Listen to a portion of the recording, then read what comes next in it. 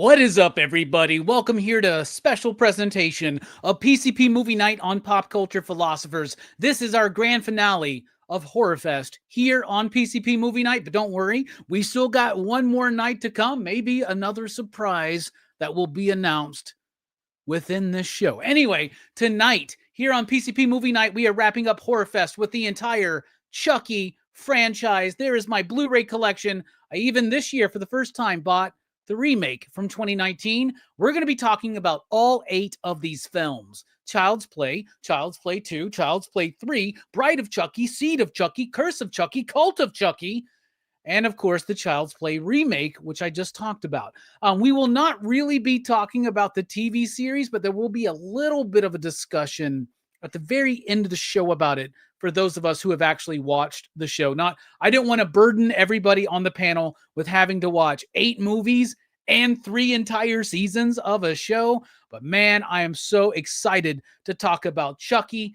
My very first experience in a movie theater was watching 1988's Child's Play, and I lost my shit. I freaked out. My biological father had to pull me out of that theater. And it's a whole story. I've told it multiple times. It may pop up again tonight. But man, oh man, Horrorfest has been great in 2025. And that's because of you out there in the chat and because of the panelists who have joined me for Horrorfest this year. And y'all, it's just been great. It's been so much fun. And we are really going to dive into it tonight. 8 Chucky films. And we got a great panel, including Brooks. What is up, homie? What's up? Excited to wrap up Horrorfest here on PCP. Yeah, I am actually, and this is a good franchise to wrap it up on, I think. Hell yeah, man. We've done a lot of franchises, man. We've done the Hellraisers, the Halloweens, the Friday the 13th, the Nightmare on Elm Streets. Bro, this might be one of the most consistent franchises out there, man. Yeah, I definitely think this is one of the best, especially horror franchises out there. It's like it takes like, a roller coaster ride, but like, it always works somehow. Yeah. It's definitely better than the Texas Chainsaw Massacre. Oh, yes. Yeah. Man. But I will say this, I think last year I said maybe the most consistent horror franchise is Saw, because they're all like very near the same level and tell the same story. Dude, Chucky was doing that from the 80s until today, still doing it, right? So I'm really, really excited to jump into this. And I know that this man has joined us for several franchise reviews, and I know that he's very excited to talk about this. It's Verno from Blood Splatter Chatter. What's up, homie? What up? What up? I'm very interested to hear everyone's thoughts. I'm happy to hear what Brooke's saying.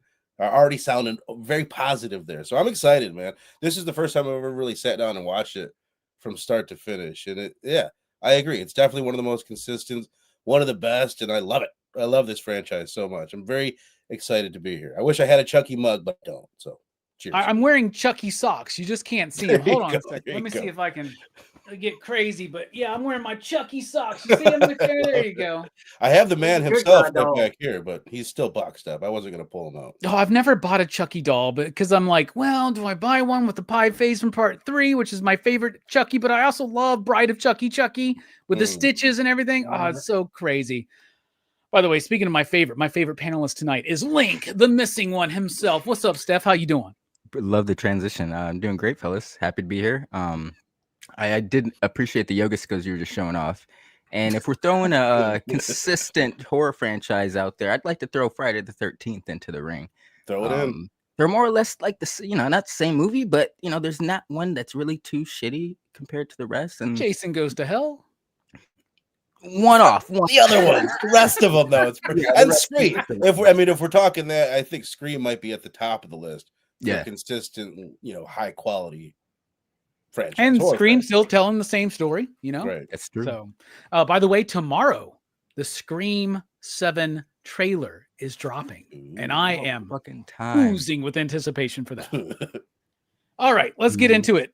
Chucky, the franchise. It starts in 1988 with Child's Play, which is directed by Tom Holland. It was written and conceived by Don Mancini, who is basically the co-writer or the writer or the director or the executive producer of the rest of the franchise. He is Chucky. It is Don Mancini. And before we even get going, I want to mention how important Don's work is to this franchise and how much I want to meet him because that's such a great opinion, voice, and perspective on horror. It's also produced by David Kirshner, who I believe developed the Chucky look, the Chucky doll, right? And he's also been a prevalent point of all of these movies. But the first movie was directed by Tom Holland. It was more of a Tom Holland thing. Now, where do we know Tom Holland from? Well, he played Spider-Man in the MCU. But that's not Tom Holland that we're talking about. We're talking about the dude who wrote Psycho 2, the sequel that never should have worked, that is absolutely badass. He also directed Fright Night, which is one of my favorite vampire movies. And then he did this. You know what? I was lucky enough to meet Tom Holland. I got that signed by him. That's him on the set of Child's Play. He told me that they filmed this in Chicago and it was like 30 degrees this night. He was like, it was so freaking cold the entire time. But I did get to meet Tom Holland and get to tell him how much I loved Psycho 2, Fright Night, and also Child's Play. There's me and Tom right there. Nice. Look at that. It's two super cool dudes, right? Yeah. Anyway, I love the first Child's Play movie. This was the first movie I ever saw in a movie theater. I begged my bio dad to take me to this movie. He was taking me to my first movie. My mom told him he's gonna want to watch Child's Play. Now, my mom, I've talked about this on the channel. She would let me watch whatever horror movie I wanted. And in 1988, I'm 7 years old. Okay, but she would let me watch whatever I wanted to watch as long as she was there with me.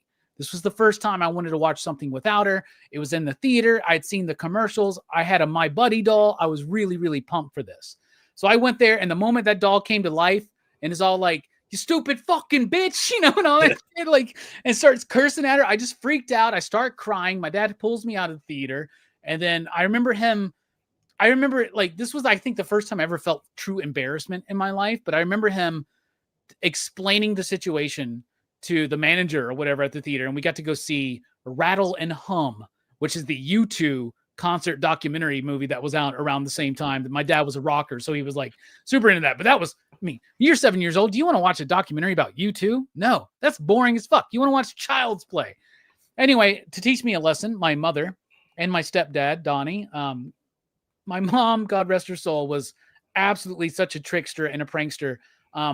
But yeah, I'm 7 years old. She takes my Buddy doll. She duct tapes a butcher knife to its hand and puts it at the end of my bed that night. So when I wake up, that's like the first thing I see, and I freaked out and I learned my lesson.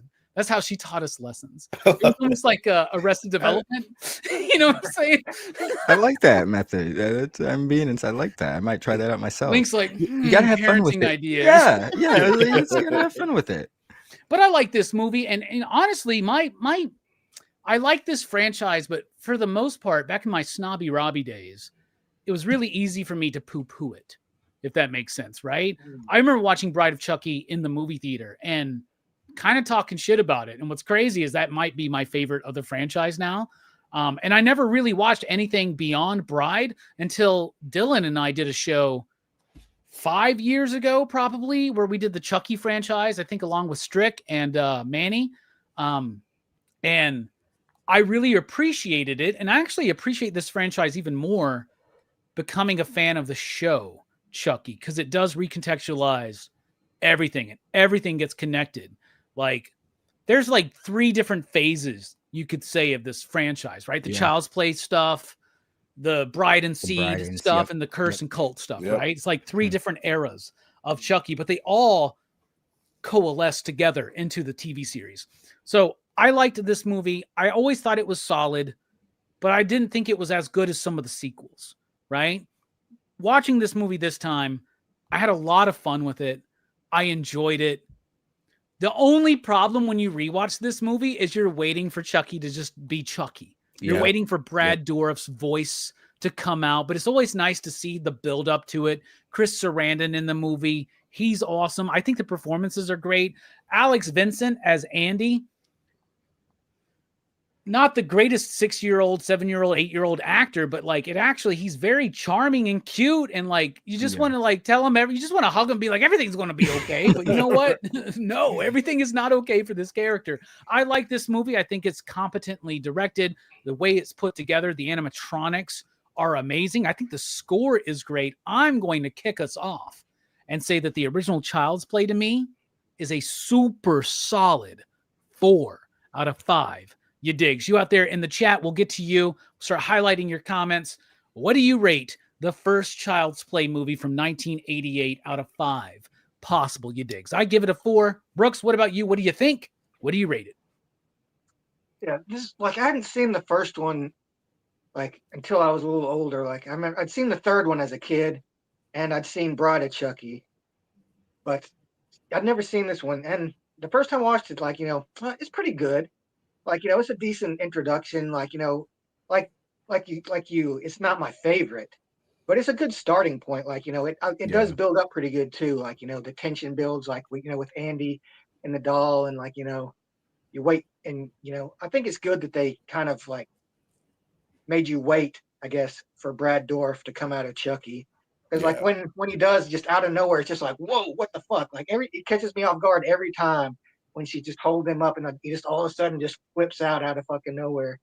I got to see how that would have freaked you out as a kid, just the idea of him just fucking out of nowhere yelling and cursing at you. But yeah, and he's talking like the drunk guy at the American Legion from last week during bingo. That's the thing about Chucky is like he's like Chucky's kind of an idiot, and like he's kind of presented as like this competent, this super dangerous killer guy. He's also kind of this like weird, crude New Jersey idiot, and that's it's kind of where it starts here, and like that's how Chucky is. Like you get more, I think, later on in the movies, you get a little more about Chucky, like before, but like as of this movie, he just seemed like a criminal. He was a criminal guy. He was running from the cops. He got shot. He happened to know some voodoo. Yep. Yeah. Like because he got the Voodoo for Dummies fucking book, right? I love But yeah, like I'd give Child's Play 1 a 4 too. It's a solid movie. Like it's really good, and like it's definitely a must watch if you're going to like watch the franchise. So you kind of can't skip this one. Hell yeah. 4 you digs from Brooks and from myself on Child's Play from Metal Elf Collectibles out there. We got a 4.5. Verno, I know you love this movie. Love it. What do you think about it? What do you rate it? I love it, but it's still one of my like least favorite in the franchise. Honestly, going through it, that's only because I love so many of the ones that follow it. I think this might be one of the first like movies that I ever saw or that I remember seeing as a kid, outside of like The Land Before Time and cartoons and stuff like that. Like, it's always been there. Like I've always loved this movie. For a second, I was going to say David Kirshner might have produced Land Before Time. He did. He did American Tail and Fievel Goes West. Fievel Goes West. That's Fievel Goes West is the shit, man. Yeah. We gotta do a double feature coming up, man. Yeah. I watched this. It's a little story. I watched this with my 3-year-old this couple weeks ago. I was like, screw it. I'll just cover her eyes when it really pops off. And for the most part, Link, like I was telling you, it doesn't really pop off. Other than like a few times. There's very little gore. Throughout the whole franchise, there's no nudity. I don't think any at all, which is cool. It's cool to have franchises like this and like Scream. Doll nudity. Right, yes, other than that. We get 2 sex scenes, and we'll come across them as we go through. But I still really like the story. I respect what it does setting it up.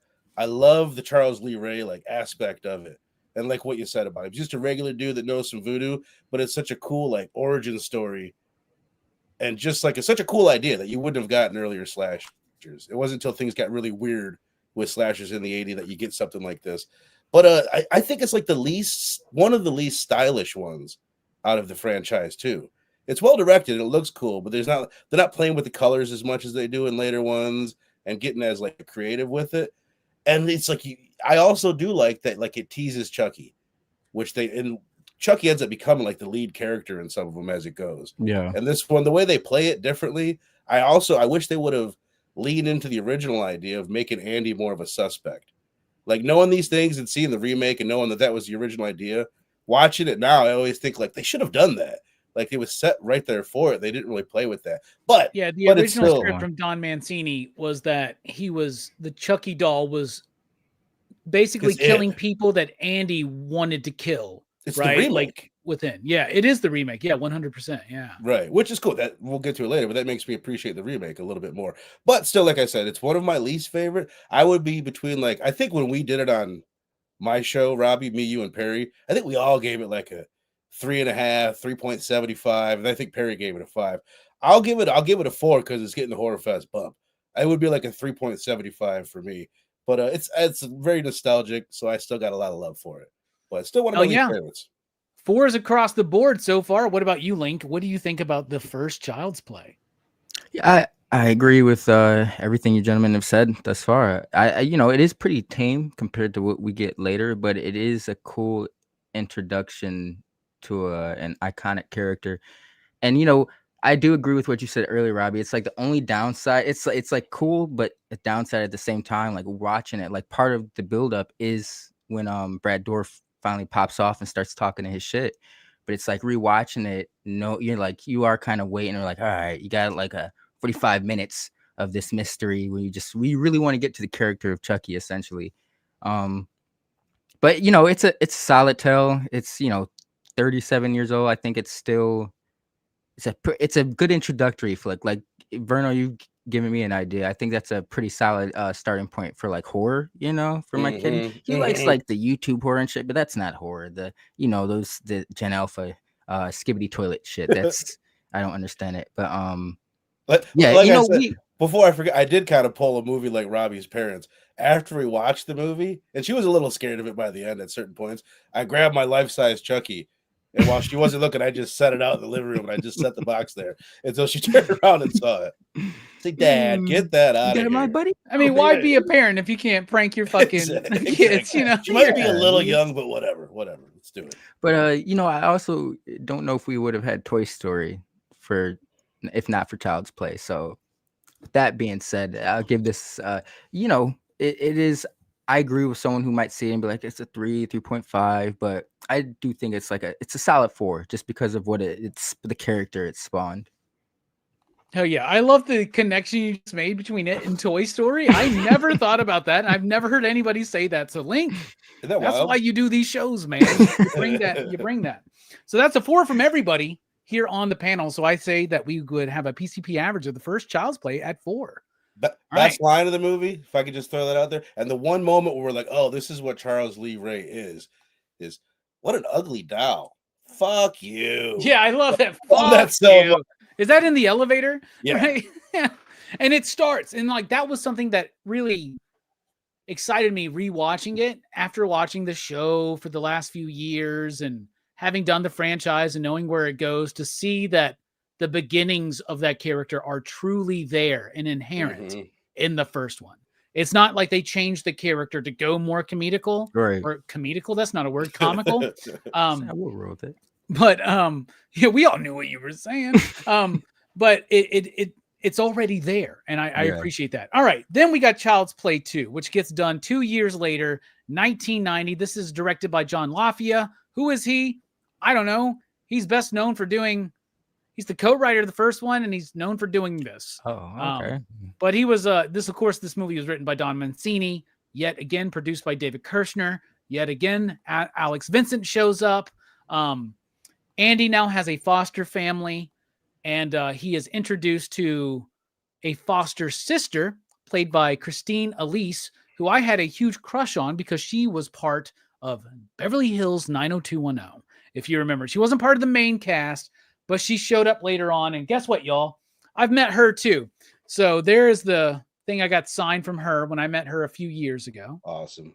Pretty. You just blew my mind. I never realized that was the same girl from Beverly Hills 90210. Oh yeah, dude. So when we're meeting her, my girlfriend at the time was sitting there, and we're looking at all these photos, and I'm trying to pick which one I want, because I want one of her and Chucky. And there's a bunch, but there's also a bunch from other films and TV series that she's in, including 90210. There's one with her, with Dylan and Brandon from 90210. And my girlfriend goes, this must not have been a bad day on set. And she goes, oh my God, I loved working with those dudes. And there is the picture when I met her at Nice. Scarefest. That was my very first Scarefest, and yes, I did crop out my ex-girlfriend there. But you know what? That's what we have to do in these situations. But growing up, I used to get this one kind of confused with part 3 for some reason. I watched part 3 a lot, and part 3 is a way different movie. Like, you got a different guy playing Andy. It's in the military academy. We'll get to that. But I always thought that the end of this movie was the end of part 3 for the longest time, because it's the best ending of all of them, I think. Like, that final act in the toy factory is freaking epic. It's amazing. And I honestly think this might be, objectively speaking, the best movie out of the entire franchise. It's not my favorite. I can see that. But I do like it. Alex Vincent as Andy is a little bit better. I love the idea of exploring, like, him going into the foster system, right? And developing a relationship with this new foster sister, but not really connecting with the parents. I love that the foster mom, which nobody ever really talks about, is the hot ass chick from American Werewolf in London, right? Like, the nurse. Oh, yeah, she's the nurse from American Werewolf Jesus. in London. You didn't even know that, did you? No. But I like this movie. It does what the first one does, but it does it better. And I think it does it better because we get right into Chucky. It's got some weird stretches in it. You telling me that this toy company is going to melt down this, like, demonically possessed fucking doll and Right. recreate it to prove that they're, like, what a weird, eco-friendly. Yeah. and then once they do it, he's like, throw it away. The only way to exit the factory is through a Pick up your conveyor ass. belt and shit. Like, what, Yeah, no what was shit, that? right? It's got some weird bits in it, but I actually really like this movie. I think it is an improvement on the first movie. Brad Dourif, by the way, is the star throughout these movies. His voice, the way he gets to play with it, and I love that he gets integrated more as a live action feature throughout the series, and especially in the TV series, where you have the ghost of Chucky in season 3 at the White House, and it's modern day Brad Dourif playing against his daughter, playing himself. We'll get to all that shit later on, but Child's Play 2, I really like it. I think it's the best of the original 3. It is probably, like I said, objectively speaking, the best of the franchise. But for me, it's not quite my favorite, but I'm going to give it a very solid and enthusiastic 4.5. What about you, Brooks? Child's Play 2. Two seems like, the most direct sequel, because it's one of those sequels that kind of feels like just, the second half of a movie. Like, it feels like Child's Play 1 and 2 could be, like, woven together into a single movie almost, because it doesn't take place too long after. Andy's still just a young kid, and I think this movie is where Chucky is the dumbest. Like, Chucky does so many dumb things in this movie that, like, don't make sense. Like, when he buries the fucking doll underneath the swing set, 2 and, like, inches deep. it's like, first of all, why didn't he just throw the doll away in, like, the garbage? It would have gone away. But, he has to make a big fucking thing. He's like, oh, I killed the doll, and I'm going to bury his body. It's like goddamn Tommy and Jason Lives, where you're like, dude, it's done. It's over. Jason's never going to come back to life again unless you dig him back up and fucking stab him in the chest with a shovel and allow an electric bolt. Their electric bolts are called lightning strikes to allow a lightning strike to come in and revitalize Jason for like 20 more years, man. Jesus. It's like it's not enough for Chucky just to murder Tommy, the doll, who's, by the way, not a living doll, but just a regular good guy doll. Murder him and then bury him, like, in the yard. It's like it kind of sets up a little bit of what kind of guy Chucky is, in a way. And, like, he is, like, he's nuts. Like, he's not always rational. He acts like he's rational a lot of the times, but, like, underneath it's always bones, like, he's gonna do something stupid just out of pure instinct. But I do like that the second movie dives a little more into the kind of critique of consumer culture, with the whole, like, good guy factory, like, the corporate toy guys at the beginning, the fucking dickhead boss. So it's Don't you almost like, think that boss is the guy from RoboCop, right? It's like could be the same guy. You could have blown my mind. You should have just said it was. I'd have believed it. It's not, but man, that would have been great. It's the same basic idea. He's just like such an asshole. Like, he doesn't give a shit about anything. He treats his employees like shit. and he's barely in the movie, but like the idea of the consumer culture critique is kind of spread throughout the movie, and a little bit in the first one too. But I think they really kind of delve more into it in this one. So I'd give this one a 4 too. I think it's as good as the first.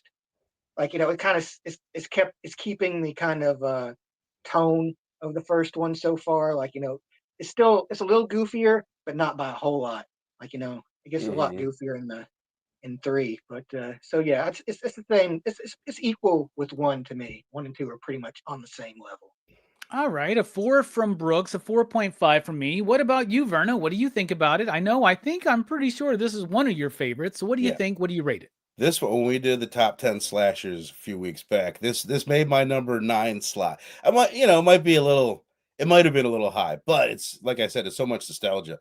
I feel like I watched this one even more than the original one, and it is watch it again. It's the style.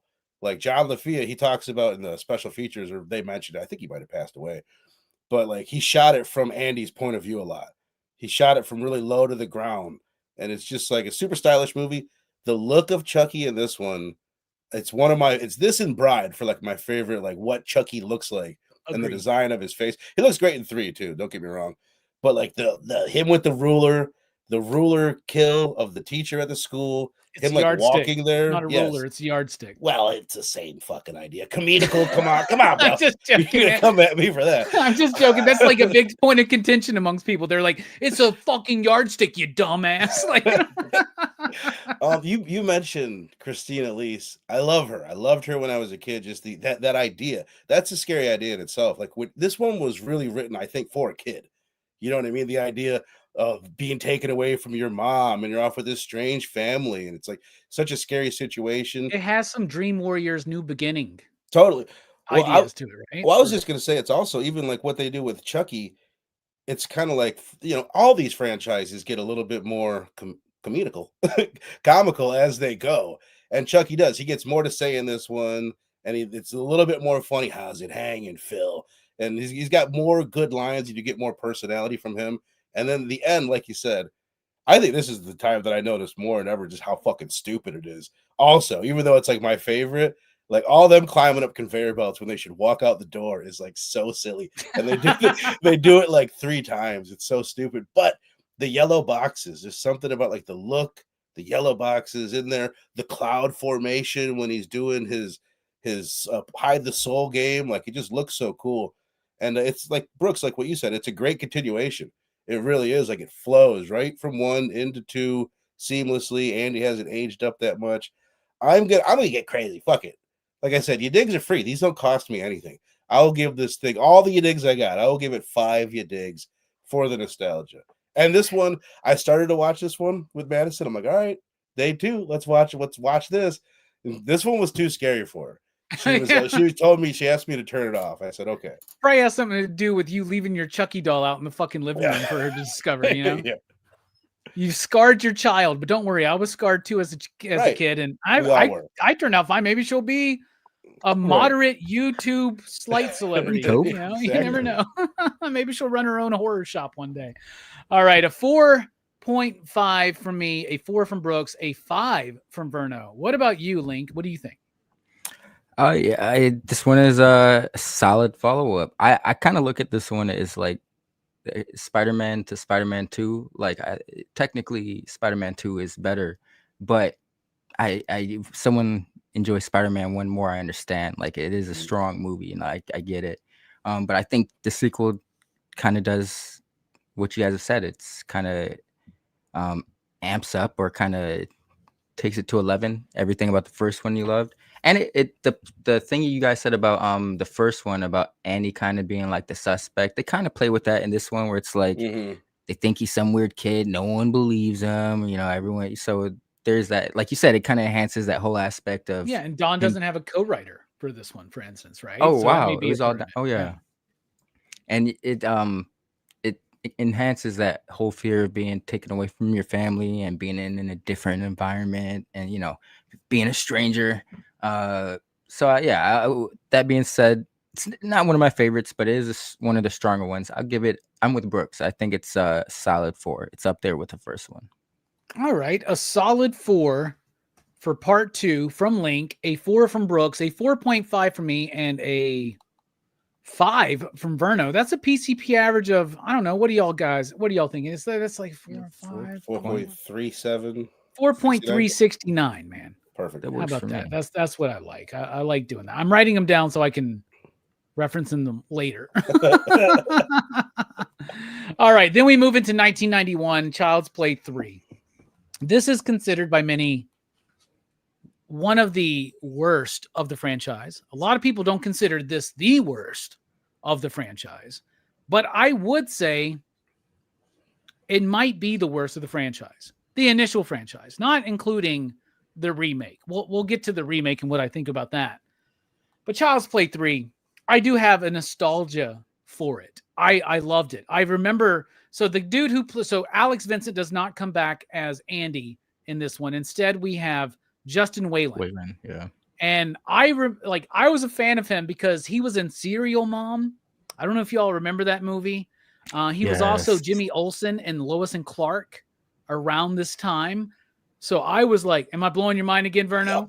He's like, I know I recognize him from somewhere. By the end of this, I'm going to be like Chucky at the end of part 2. I'm just going to fucking explode. So I kind of like him, right? And I don't know. I like the idea that Andy's grown up a little bit. Makes me think, like, so if the first one is set in 1988 and the next one is set in 1990, when is this one set? Because they mentioned like 5 or 6 years later. So this is actually set like 94. 2 years before Bride of Chucky, if you think about it. Mm. Like they're all in real time except for this one. Yeah. Right? Because they wanted to age Andy. And I like that Andy now takes the lead role as the protector. And I do like that. And I also love the kid who's the new young kid that Chucky's trying to put his soul into. Because at this point, I guess, they're going. So the initial idea is that he has to transfer his consciousness, his soul, into Andy because it's the first person he revealed himself with. I guess the same thing is happening here because he's been resurrected again, but they fuck all. He's in a different doll. Yep. Yeah, he's in a different. From this point forward, though, they let go of all of that, right? And it's just like, oh, I can put myself into anybody, and just wait till Cult of Chucky because it's confusing. But I like that, and I know it's so bad, but I fucking love the line. It's one of my favorite lines in the franchise where he goes, "What do you think about that? Chucky's gonna be a bro." Yeah. Like, I don't know why, but it just cracks me the fuck up. I wish you would have seen it. I love Andrew Robinson in the movie, who is, of course, the dad from Hellraiser. He was in tons of Star Trek. He was in DS9 as one of the Cardassians, and I cannot remember the name of the character he played right now. The So I'm a bad. Kardashians? Yeah, not I'm just kidding. Kardashians, one of the Cardassians. He's. I like Andrew Robinson. I like him in movies, and I remember him so. Congratulations, you're bald. What a fucking weird thing. Like this dude who like basically jizzes his pants to cut off the hair on people. And then he doesn't even cut Andy's hair down low. He's got this weird, like, slight kid from Kid and Play kind of look going on. I don't know, man. This movie's bad. It's not good. But there is something about it I love. And my favorite look of Chucky outside of maybe part 4 is Pizza Face Chucky. My NECA Chucky figure that I have in my living room with all my other NECA horror figures. I have that face on it. I just love it. I love his reaction to that. When the Grim Reaper comes down and like slashes his face in that fun house, that carnival thing. And he's, like, it's just like, there is something about the intensity of Brad Dourif throughout these movies that just, and he says that like, he has to rile himself up to get into these zones. And he has literally fainted after doing one of those kind of screams. But Child's Play 3, especially on this rewatch, it is one of the weakest ones. It doesn't really hold up super well. It repeats what we saw in 1 and 2 to a lesser degree, but I do like the setting. I do enjoy it. With the Horrorfest bump, I'm going to give it 3 out of 5. You digs. What about you out there in the chat? And Brooks, what do you think? Yeah, this is probably my least favorite of the franchise. Like I do still like it, but it's kind of where they start taking the turn into the more absurd stuff. You know, the more comedic, I guess, aspects of Chucky. The comedic. But like it still sticks a little closer to the first two, but it's starting to make that turn. Like, you know, Yeah. They'll turn harder in the next couple of movies and actually make it work. But this one, it still doesn't feel. It feels like, a little. It's a little jarring. Like, he's spouting in these one-liners that like sometimes don't make sense. Like when he comes back and to kill the boss guy, he's like, "Don't fuck with the Chuck." And it's like he just said that just he does that a little bit in this. Like, they know they're He trying just to. says that because that's the tagline they can't use on the poster, Yeah. right? And it's like what instance would he say this? It's like, who fucking cares? Just have him say it. And that's just kind of like, they're kind of building Chucky up a little bit more, I think, They like, he's successful. He's proven that, he can carry a couple of movies. So now they're like, they're giving him a little more personality and they're making him a little more ridiculous.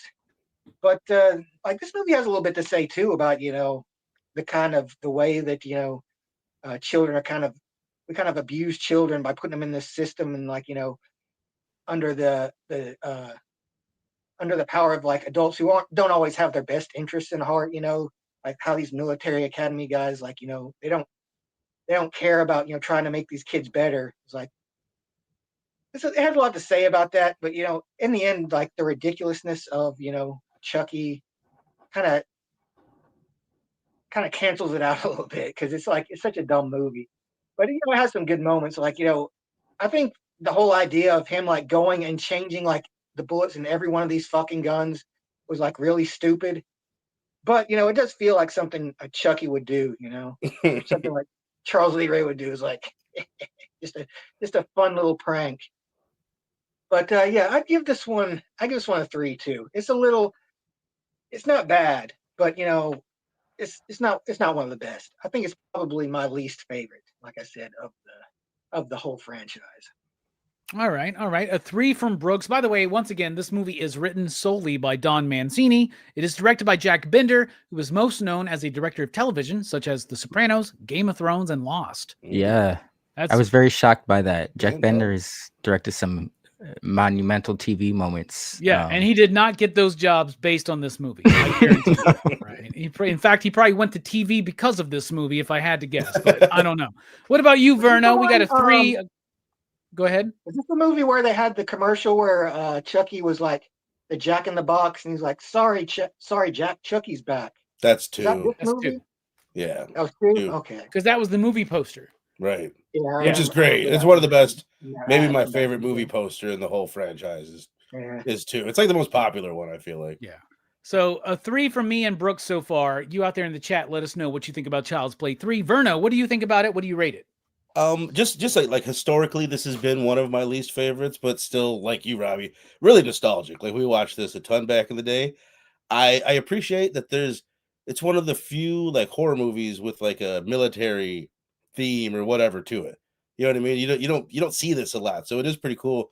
Like the setting of it, I like that they age Andy up. I think he does a good job.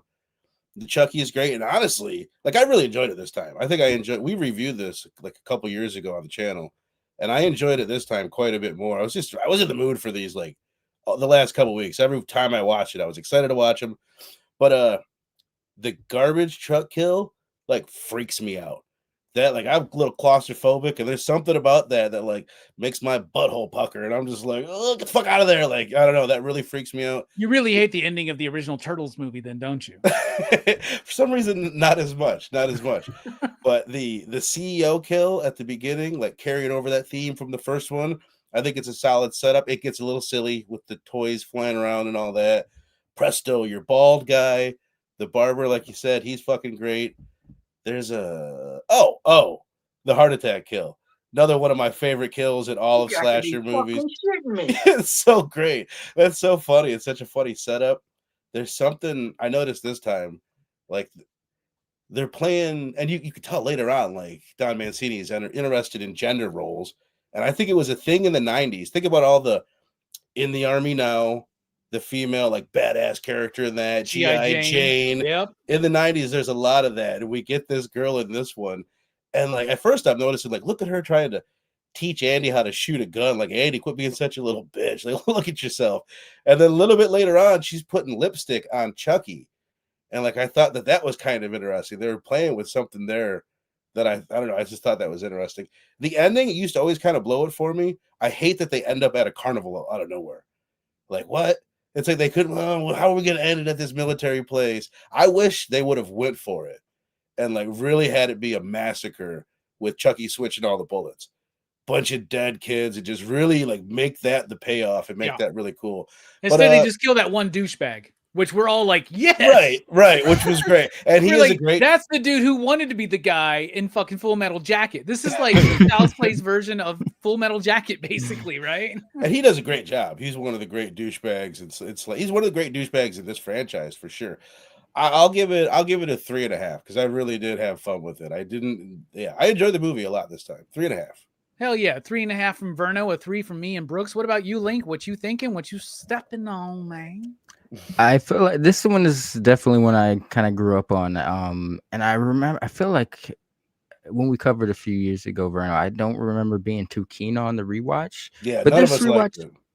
Yeah, okay. Yeah, this rewatch I didn't mind it though. Like was able to have fun with it, I guess. It reminded me of like Major Pain in a weird way. And with Verno, I think the chick thing with the makeup, I think they're trying to maybe it's too deep for this movie, but trying to break the stereotype that, maybe a woman in the military isn't some hard ass. Like you can be feminine and a hard ass. Right. There's people are complex. Here's one thing sorry to interrupt you, Steph, but like one of the things, so Don Mancini is a gay man, right? Okay. If anybody didn't know. And he gets to explore a lot of these ideas throughout this entire franchise, especially in the TV series, right? Mm-hmm. Right. And it's crazy to me that I don't hear people talk about Chucky as being woke, because Chucky's been woke very early on, right? Seed of Chucky I think would resonate. Oh yeah, or it will resonate way more today than it would have ahead of its time. Yeah, I was talking to my girlfriend today. I was like, Chucky's kind of like really lauded from the queer community, right? As being, and she's like, why? I was like, well, Don's part of the community, but like it explores ideas, man. Like it was talking about transgender ideas before I even knew what the fuck that was. Right. You know what I'm saying? And I didn't really quite pick up on it. I don't think a lot of people picked up on it on that, but these movies, like, it's not just the fact that Don is a gay man, but like Don has obvious issues with religious institutions, military institutions. He gets to explore that more fully in the TV series, but he's doing that here, right? He's doing it here, even in Child's Play fucking 3, man. Blows my fucking mind, dude. No, yeah. I really didn't mind this one this time around. It's one of the weaker ones, but it's not my least favorites. We'll get to that one later. There's 2 of them that I think actually are worse than this. But I think I'm with you guys. I think this one's it's mid. It's a 3 out of 5. Your mileage is gonna vary depending on what you like about it, but it's solid. You can have fun with it. Hell yeah. All right, a 3 from me, Link, and Brooks, and a 3.5 from Verno. That's a PCP average. 3.268. Doesn't quite get to the 69. I know it doesn't quite get there. Just doesn't. I'm sorry. So then we take a break from this franchise for a good long while. Actually 7 years later in 1998. And in my head, I always think this movie is 1995 for some reason. But in fact, it's 1998, and it's Bride of Chucky. Written once again solely by Don Mancini. It is directed by Ronnie Yu, who most of us will remember from this movie and the director of Freddy vs. Jason. And Warriors of Virtue. Okay. What's that? All right, let's go. It sounds familiar, but I don't think I've ever seen it. But kangaroos, right? Yeah, the Kung Fu Kangaroos. Oh Jesus, he did that movie? Is that what that one is? Okay, all right, interesting. I have one of those figures somehow. Same. I've got the dude in the gray. He's like the gray mist. Yeah, he's got the rings and shit. I didn't realize we were gonna have a fucking jerk off about fucking Warriors of Virtue right now. Everybody who has like each warrior of virtue, and we can put them together. Yeah, both of these guys are the same 2 asshats that like Double Dragon, by the way. So I don't know. Maybe we should do Warriors of Virtue soon. I'm not talking about the video game. We all love the video game. I'm talking about the fucking movie. All right. Bride of Chucky. It basically is the first reboot of the series. But what I love about it is it reboots the series into a more comedic element. It makes Chucky more of a main character. It introduces to me the second most important character in the franchise of Tiffany Valentine, portrayed by Jennifer Tilly. I fucking love her in this movie. This is the hottest she's ever looked. And yes, I've seen Bound multiple times, but she is, there's something about her walking all sexy to Rob Zombie, Living Dead Girl that I just fucking love, dude. When I first watched this movie, I watched this movie in the theater. It was the second Chucky movie I had seen in the theater. First one, I made it all the way through without crying, by the way. So that was nice. But, I'm 17 at this point. It's 10 years later. So that's a little bit, obviously that should be how it goes. But I really love this film. It is my favorite of the franchise. It continues to be my favorite of the franchise. It has issues. It does. It doesn't take itself overly seriously. It's ridiculous. It's funny. Don Mancini starts kind of like really taking hold of the franchise here. Yeah. I love the connections to like Bride of Frankenstein that we see where like that's the movie she's watching when he kills her. I love the fucking dude in the beginning, that goth fake guy. Yeah. Who's like, who was initially supposed to be Marilyn Manson, but it didn't work out. And in the commentary, Don Mancini says, I'm actually glad Marilyn wasn't able to do it because to me, it works better this way. He was having his one of his rib bones removed. That yeah, that's what we've all heard that, right? Yeah. That was around the time this rumor was spreading. Yeah. I love Bride of Chucky. I love it so much. I love Tiffany so much.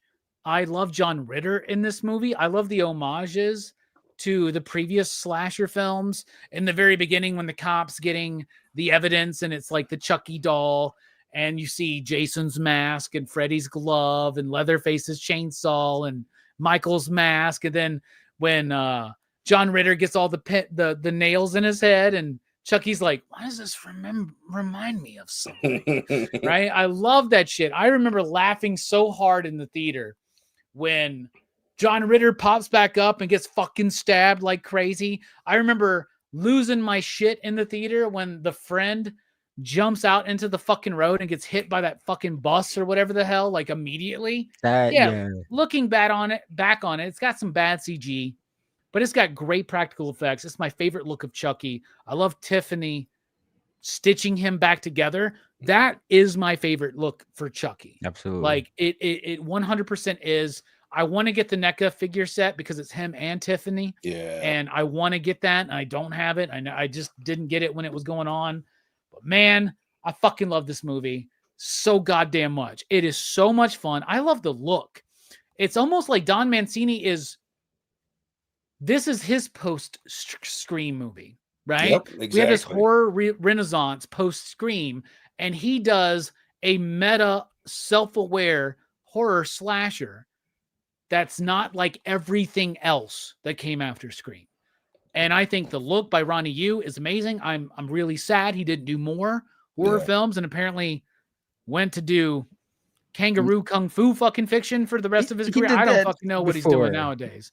But you know what? like No, sorry. I was gonna say I was looking up his filmography after this rewatch, and like he hasn't made film in over like 10 years, and the last film he made was like some Chinese film, I believe. That's terrible. The film people probably in the States would probably recognize before that is probably Fearless with Jet Li, and that was like 19 years ago. Did Fearless? Yeah, dude deserves way more. Great, dude. Yeah. That's a great movie. I didn't realize he did that. Yeah, I may have known that at some point, but I had forgotten it. I love that. I love his direction. Like his direction. Those movies are fun. Yeah. Bride of Chucky, Freddy versus Jason. Those are fun fucking movies. Oh yeah. Fearless, by the way, is bad fucking ass, dude. Jet Li, like one of his like iconic roles, especially in Hong Kong cinema. Absolutely nuts. Absolutely great. I love Bride of Chucky. It's my favorite of the franchise. I'm giving it 5. Ya digs. What about you, Brooks? What do you think? You out there in the chat, let us know. Yeah, the Bride of Chucky is one I had seen I remember not when it came out in theaters, but when it came out for rent. Like I remember renting this movie and I enjoyed it. Like, is like I wasn't much of a horror guy back in the day, but this is one of the few movies that I watched and actually enjoyed it. Because of how like kind of tongue in cheek and silly, and how it leaned into the kind of ridiculousness of the premise more. And I think I think it works way better in this movie because the third one kind of did a more gradual turn, to the silliness. And then this one could go. It still has the horror aspects to it, but they definitely lean more into the comedic aspects of it. Now, I do love Tiffany. Jennifer Tilly is a babe. She's hot, swing. If So on Delaney and was so here, forth. he would say Jennifer Tilly can get it. Mm. She certainly can.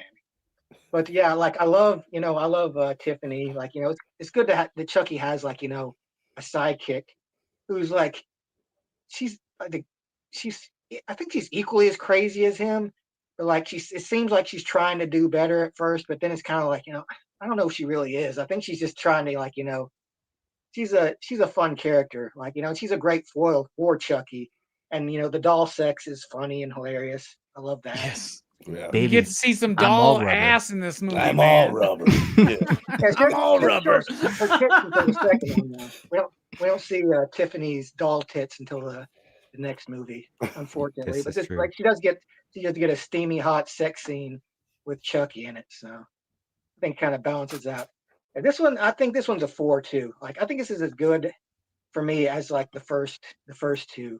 Like it's not a return to form. It's like I think the fact that he managed to stick the landing while making it going into this more comedic turn is kind of a testament to how good a character Chucky is, and the people who are writing the movie as well.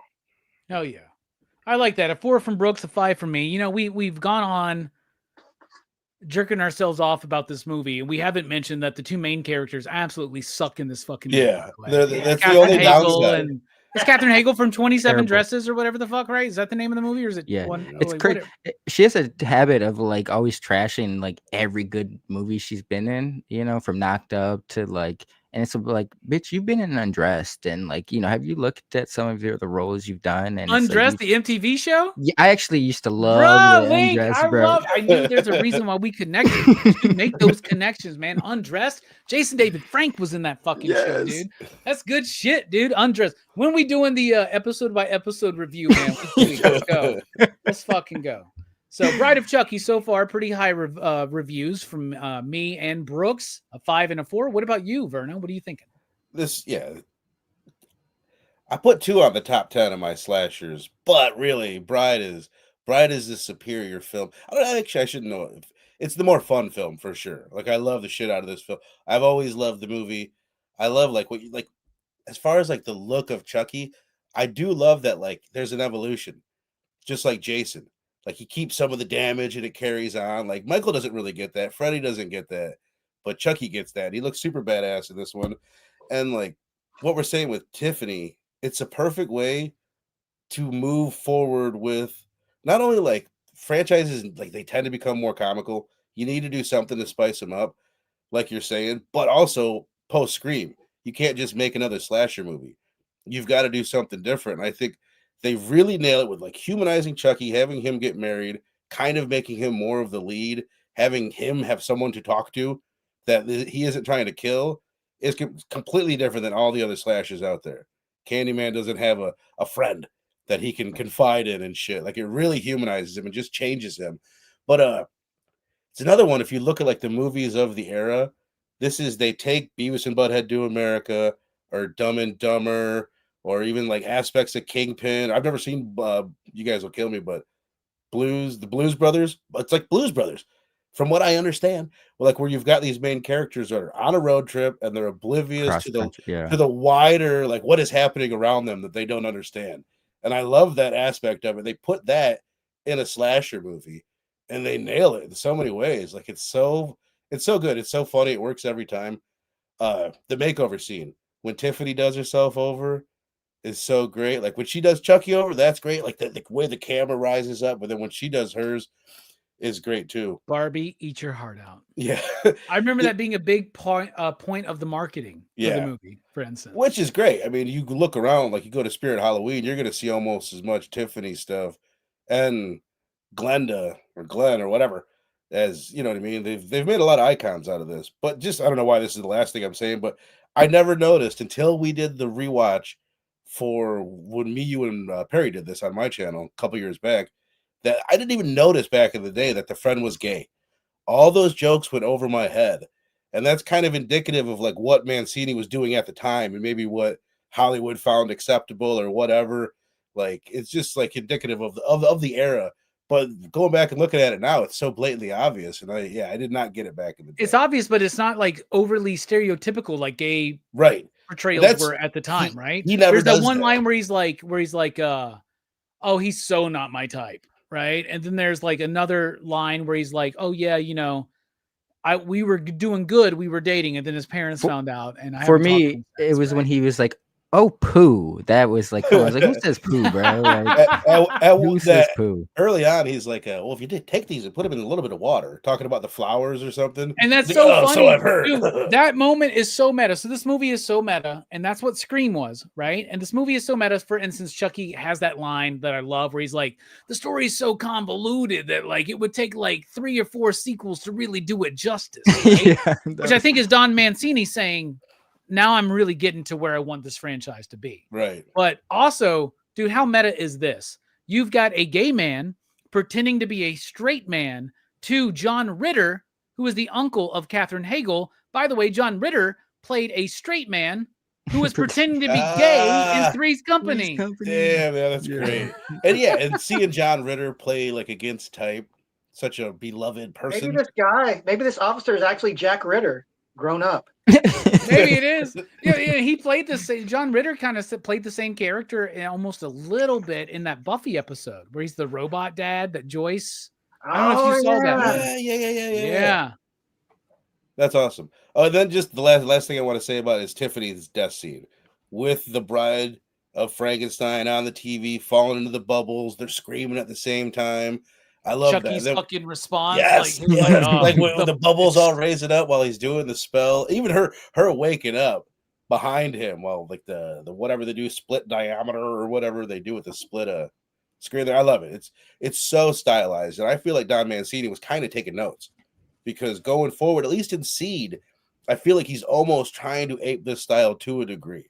Yeah, but love it, man. I'll give it a 5 all day. 5 out of 5. Fuck yeah. 5 from me, a 5 from Verno, and a 4 from Brooks. What about you, Link? What you thinking? So this one is definitely probably one I've seen the most. I didn't see it in theaters. But I had it on bootleg. Bootleg was big back in the late 90s. And I watched this motherfucker. He paid $5 for a CD-ROM. Somebody fucking gave him, and I bet like VHS. 2 people woke up. VHS. VHS days, baby. But I watched the shit out of it. This is like, you know, when I think of Chucky, this is the Chucky I think of. This is when it reminds me of like, this is like the Look Who's Talking 2 of the franchise, where it's like Chucky is at the forefront and shit. You know, it's like you're kind of rooting for Chucky and Tiffany, right. Jennifer Tilly, Fox all day. I almost feel like the best friend scene getting hit by the trucker, that might have inspired, like it gave me Final Destination vibes. Like I don't know if they saw that scene and was like, What Final Destination? What, like 2 years later? Yeah, I think? Maybe something like that. Yeah.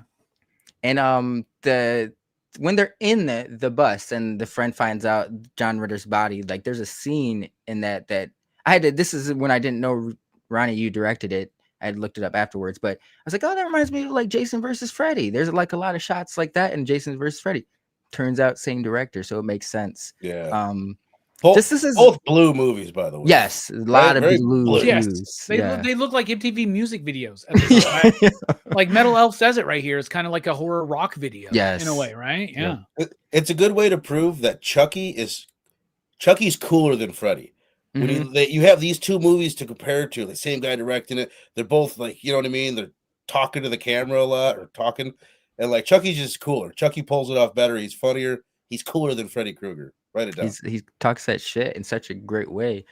But this is such a nostalgia piece, man. Like, you know, like even like when he just flips off the one dude at the drive-in, he's like rude fucking dull. Like the whole style of that reminds me of like he's Dude, fucking dumb, man. But that look reminds me of like some shit like Can't Hardly Wait, 10 Things I Hate Oh, About shit. You. He's like, wearing the zoot suit because, Cherry Pop and Daddies were big at the time and shit like that, right? It's such a piece, man. You know a that dude's vibe. got a fucking 2 foot long fucking chain wallet on, man. With I was $2 expecting in it.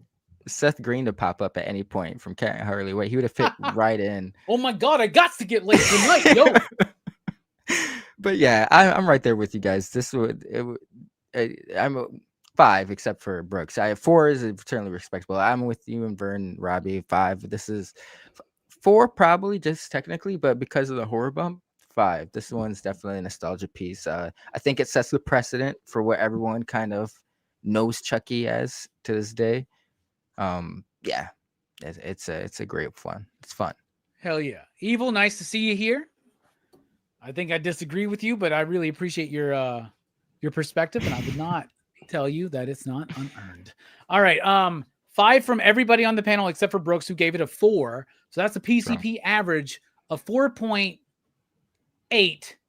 69 dudes. Why? Because we get some fucking toy sex in this movie, man. They're like fucking and shit. I'm all rubber, baby. I fucking love it. All right. We're halfway through the franchise. You know what that means? We get to take a quick break. When we come back, we're going to talk about what is considered by many the worst of the franchise with Seed of Chucky. We'll be right back here on Horrorfest, Chucky Franchise, PCP Movie Night.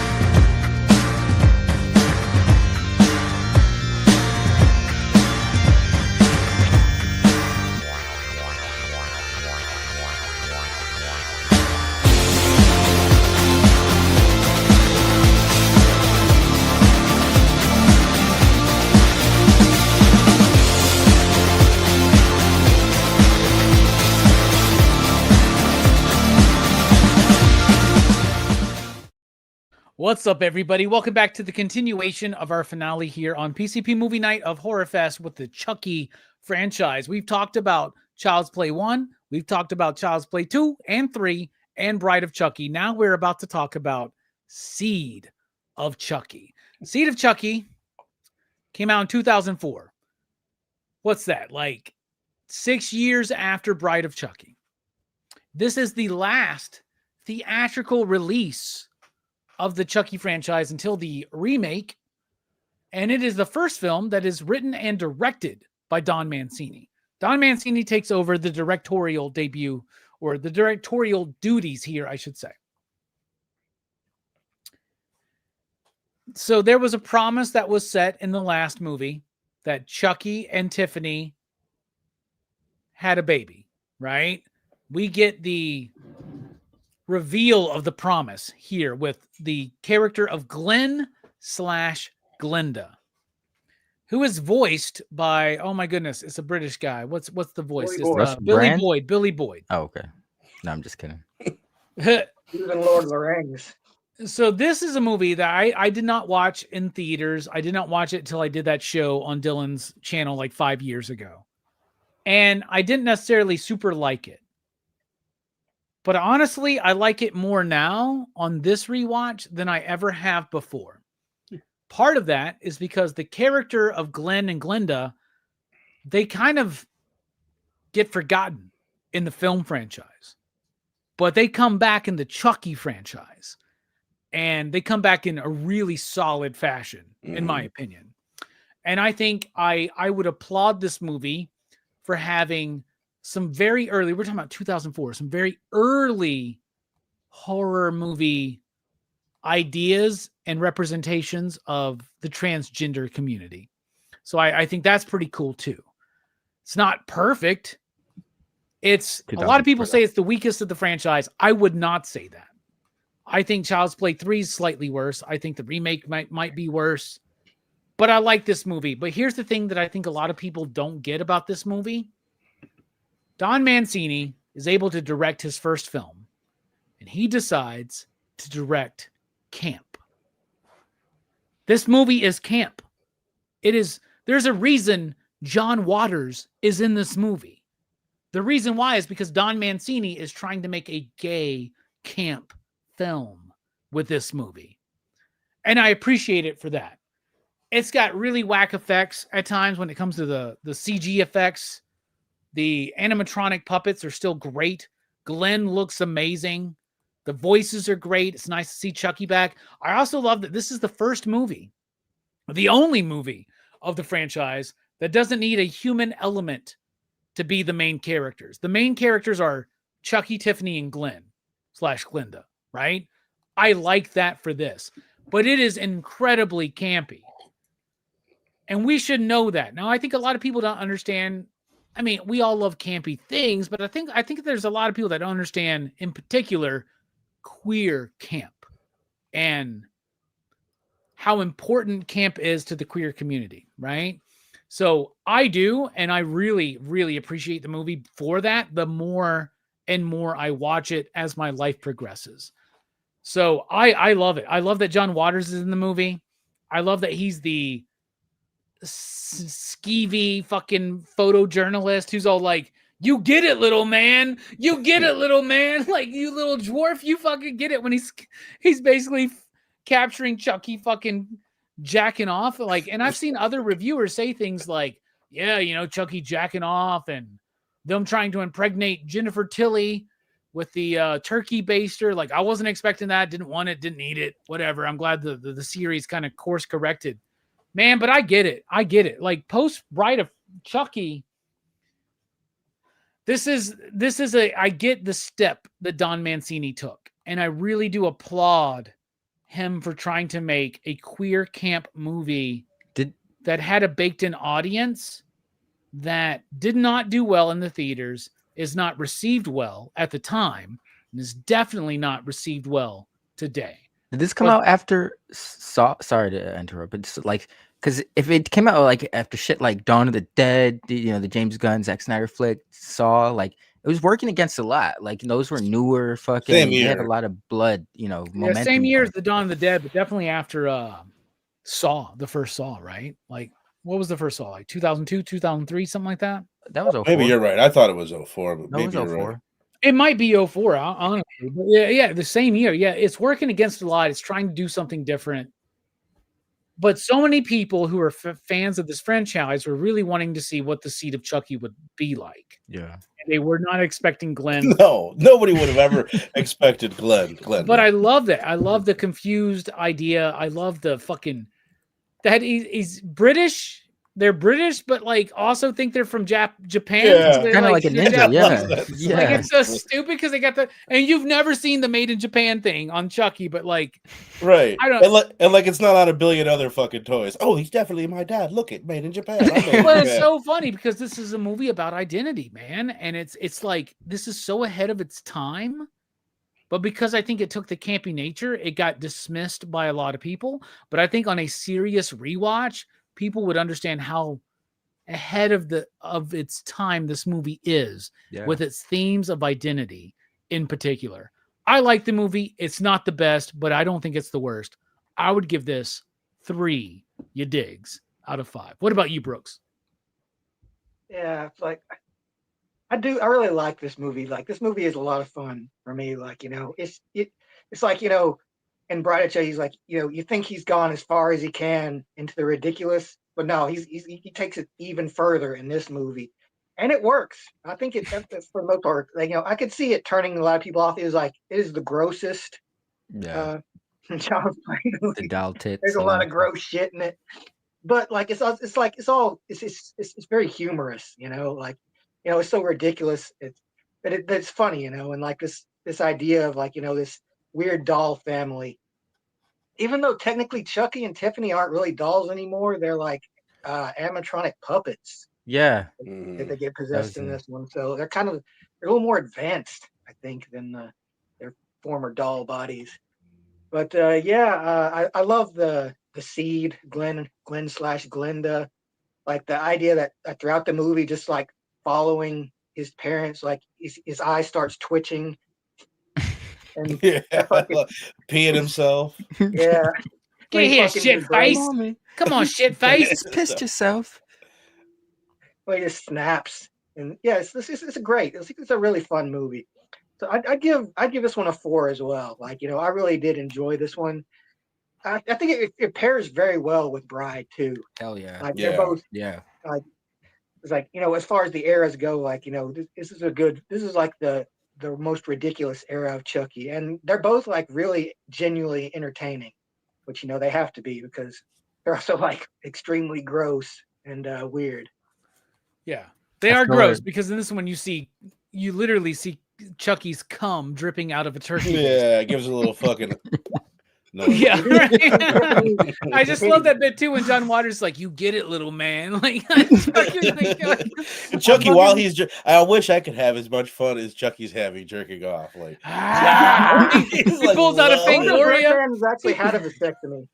Redman in this was hilarious too. Just Redman's great too. Yeah, he's so silly. And then you got the meta aspect of of Jennifer Tilly being in the movie, Tiffany putting herself into Jennifer Tilly, and talking that still is being played with. Insane. Oh, I love it. Her voice is like an angel. So much of that, like throughout the show and this series, like Don Mancini says, like he just loves actors.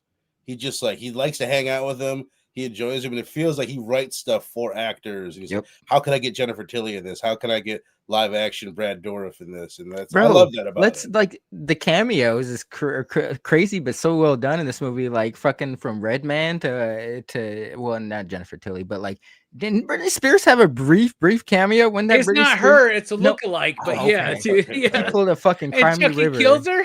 Yeah, but I love that line because he's like, "Oops, I did it again," and he starts laughing as he drives off. I was like, I fucking love it, man. A 3 from me, a 4 from Brooks. What about you, Vernon? What do you think about Seed of Chucky? Me and Link were just talking about this, and I don't think I had seen this until pretty recently too. I think a lot of people. It's so weird, like how big Bride was, and then for 6 years later, like horror had moved on in a different way, and it was just like, why didn't people go to see this in the theater? Like, why didn't I? Like, it's kind of weird to think about. Yeah. But I get why it didn't do that well. It is. I never liked it before, basically. This is by far the most I ever enjoyed it was on this rewatch and just going in knowing what I was getting. But it's funny. It's goofy as shit. it's got like I really do like the opening scene, like the opening bit there, like the first British kill film. that you get, like that's really cool. I love the Tony Gardner bit, like the guy that's in this that he's playing himself. He's like the actual special effects guy that works on a Oh, lot of okay. these Chucky films. He's done a ton of stuff. They chop his head off, and I love that bit. That's really fun. The Glenn and Glenda stuff. It's funny to look at this now. It's like that Back to the Future meme that you're always seeing. It's like, I don't think you guys are ready for this one, but your kids are gonna love it, or some of them are gonna fucking hate it, but some of them are gonna adore it. Because you go to Spirit Halloween, like I said, there's Glenda stuff everywhere. Like it's Tiffany and Glenn are like two of the biggest queer icons that there are, not just in horror. They're huge like symbols, and for him to do like we couldn't a 2004 audience, I'll speak for myself, could not wrap my mind around what he was doing.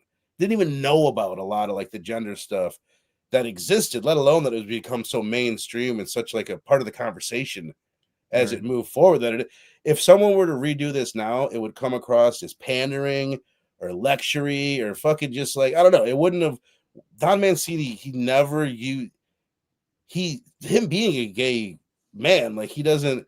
I don't know. Usually, when you have queer characters, it's not a queer person writing or directing them, so Right. it comes off like forced and cheesy and like stereotypes and stuff. And like he really danced around like a really really difficult subject to dance around, but it's still not the greatest, and it's still like it feels like such a drop off in like the look of it in some ways, and the story's kind of all over the place. The look is terrible, man. It's Even the so plot, bad, right? the plot, Yeah. you're like, is this a fucking movie? Like it doesn't feel like a typical. I'm literally watching this movie this time, and I've seen this movie like 3 times, and I'm like, wait a second. So like, wait a second. They're trying to impregnate Jennifer Tilly, and she's supposed to think Voodoo it's baby. Redman, And that's the plot. Like that's what this movie. This seems like an episode of a TV show, like way more. And then also just it's there's like an a episode lot of Three's Company. Shit. there's a lot of like daytime noon lighting where it's just like overly lit, and it's like what the. And there's also other parts where it's not. Really But- bad CG too, man. Yeah, really bad CG, but still, like I said, this is the most I enjoyed it. But it's one of my least favorite in the franchise, if not my least favorite. I'll give it a 3 out of 5.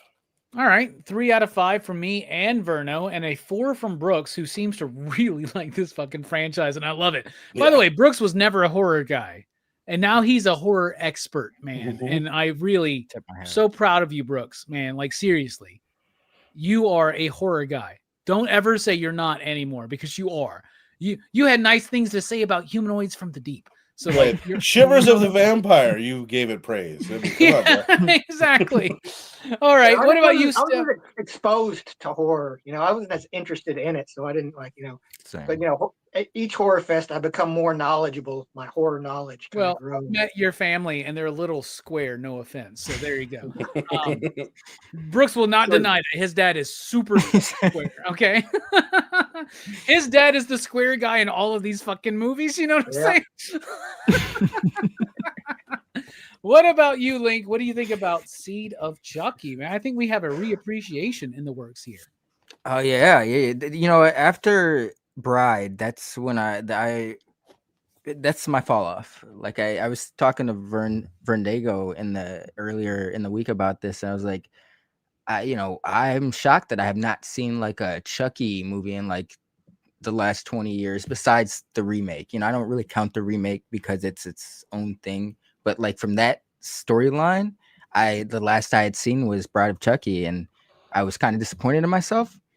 I didn't have high hopes going into this one, but I gotta say, I'm on the fence with my double dragon brother, Brooks. I really enjoyed this movie, to be honest. I thought it embraced the absurdity and the craziness of Bride, and it's like once again, it's Bride was Look Who's Talking. This is Look Who's Talking 2 or Look Who's Talking Now. The sequel to the animals or whatever. Like it just doubles down on that focus of them being the perspective. And I think it's not going to work for everybody, but I personally enjoyed the humor throughout the film, like the celebrity cameos and stuff, like the Jason Fleming, I think, was he doing the Santa Claus bit where he's doing, and he was like, the Chucky was like fucking up when he was stabbing. He was like, I can't fucking work like this, and he like storms off the set. Yeah. just so many great cameos. It, and it is very 2004. I kind of, I was turning 16. This is very progressive film that the world certainly was not ready for at the time. I think that might have been why it turned so many people off. They weren't ready for this type of conversation or the idea of this. But it certainly resonates now, and I love the movie. I was tempted to go higher just to be dramatic, but I'm right there with a solid 4. I really enjoyed this movie. I think it's one of the stronger ones. Hell yeah. Seed of Chucky. 3 from me and Verno, and a 4 from Brooks and Link. That gives it a 3.69. You digs, y'all. It actually gets there where Chucky 3 did not. So I think this movie is not the worst of the franchise. I think people need to look at this a little bit differently and closer nowadays, especially when you take in the context of who the people are creating this film, right? And I'm, like I said, once again, very surprised nobody's ever gone out there and talked about how woke Chucky is. Yeah, this right? is the Oh, you know wokest what? child's play. I know some people did mention that about the series. Right. I remember that. Verno, I don't know if you remember that, but people were like, "Oh, this series is so I'm woke." sure. Well, and you're like, are you familiar with Don Mancini? Right. Or I love that he took hold of his creation. He didn't let it go, and he's like, "Fuck it, this is gonna be my life, and I'm gonna do with it what I want to do with it." You gotta respect that. I'm really surprised Joe's not here tonight. I'm sure he had something else going on, but he didn't sign up for this. But like, Joe to me is like a less cool version of Don Mancini. If that cool. So there you go. All right, I'll take that as a compliment. That is a compliment. But but he's not here, and I'm still kind of pissed about him and his thoughts about Monster Squad. And you know what, Brooks, I'm kind of pissed about you about that too. Oh man, understandable. Well, no, but real quick, there's an interesting scene where it's like when they were like looking at Glenda, and they have that argument. It's like, no, that's my boy. He just hasn't sprouted yet. And I'm like, well, technically they're both right. What is a fucking doll? They're both correct. Yeah. So it was an interesting film. It's interesting, man, and like I love there's a bit in Chucky season 1 where Chucky's like, "Oh, I'm progressive. I got a kid, one of those transgenders or whatever." Like, he said, yeah. What do you mean? I gotta finish that. I love that. I love he's got pride for it too. Like I may kill people, but like I don't kill people because of who they are. At least I'm open-minded. I'm open-minded. Exactly. All right, let's get into the next film. So the next film came 6 years later, yet again. The first direct-to-video Chucky movie. Right? So in 2013, we get Curse of Chucky. Yeah, so 7 years later. Yeah, 7 years later. Damn. Sorry, I'm math. I'm not good at math. Not my strongest fucking subject. But Curse of Chucky. So I this is what I remember when I did this show. The first time I ever saw Curse or Cult or Seed was when I did the show with Dylan like 5 years ago with like Strick and Dylan and Manny, I think, right? Maybe somebody else was there, but I think it was just us. But like, I wasn't quite on board, right? It wasn't Bride of Chucky. I didn't quite like it. I didn't quite get it. But honestly, the TV series has really elevated these final couple movies in the franchise for me, right? You have the introduction of Fiona Dourif in this movie. Now, Fiona Dourif has been in plenty of things. Most particularly remembered from, say, Hitchhiker's Guide to the Galaxy or some shit like that. Oh, no shit. Not Hitchhikers. What the fuck was she in? It's the same author. He did another fucking book, and oh shit, I should know all this. I should look it up real quick. I'm looking at Brooks. Come on, Brooks. You know this. Dirk Gently's Holistic Detective. Oh, she played the crazy chick with Elijah Wood. Okay. Dirk Gently is from the same writer as Hitchhiker's Guide. That's what was in my head. All right. So she shows up in this movie, and it's kind of like it's a reboot, right? Once again, directed and written by Don Mancini. I like this movie a lot. I love Fiona Dourif. By the way, I've met Fiona Dourif. There's the thing I got her to sign. I told her the story about me seeing Chucky for the first time in theaters. So she did that for me. Yeah, she was great. She's one of the best celebrities I've ever met. And well, I got. Is she the one that you got the prom picture with? Boom! Yeah, there you there go. it is. Yeah, There it is. yeah, man. And she suggested that. She's like, "Do you mind if we take like a prom pic? I love Put that. your arms around me." I'm like, "Girl, Oh, I'm sprung on you right now." So Yeah, just let me Robbie, fucking why know. are you poking me in the back? Jesus Christ, dude. She's gorgeous. I love her. I love her so much. And having met her and having seen the Chucky show where curse and cult really get to be elaborated on, I fucking love. That being said, curse is the Chucky doll is sent to a random family. It's all like it's like a bottle movie, right? It's like a bottle episode, like where everything is set in this house. She's a paralyzed woman who has a mother who has a history with Charles Lee Ray. I think the history bit is a little bit dumb, right? Like the connection to the family, it's out of fucking nowhere, but this is what movies do. Most film franchises, especially horror slasher franchises, jump this fucking shark at part 6, right? Curse of Michael Myers, Saw. Jason Lives, Oh, come on. That's what Freddy's Dead. Those are movies that, like, you know what? No one's taking this shit seriously anymore. Let's just fucking go, right? And this is one of those random franchises where this starts taking itself seriously again at part 6. And I like how serious it takes itself. I like the structure of this film. I like the look of this film. Don Mancini directing this film might be one of the best directed films he's ever done, in my opinion. It's better than Seed of Chucky. I think it had a similar budget or a slightly smaller budget. It didn't have a theatrical release, but it works. The kills are great. The story with these random people are great. I love that he's playing, once again, Don Mancini likes to play with ideas. We think the entire time in this movie that, oh, the husband's having an affair with the nanny. Nope. It's the fucking wife, and the husband's jealous of that, right? Gets me Like every time. I've seen it like 3 times. It gets me every time. Like, oh shit. I know, and I actually love it for that. It's not my favorite. I think it's really solid though, man. I think it's really good. I think it's better than people realize. And Fiona Dourif is amazing. She is a heartthrob, in my opinion. I love her. I like this movie a lot. I'm gonna give this one a 3.69. Bro. You digs. So what about you, Brooks? What do you think about Curse of Chucky? This is my favorite, I think. Like, Oh, nice. I think this is the movie where Chucky is the scariest.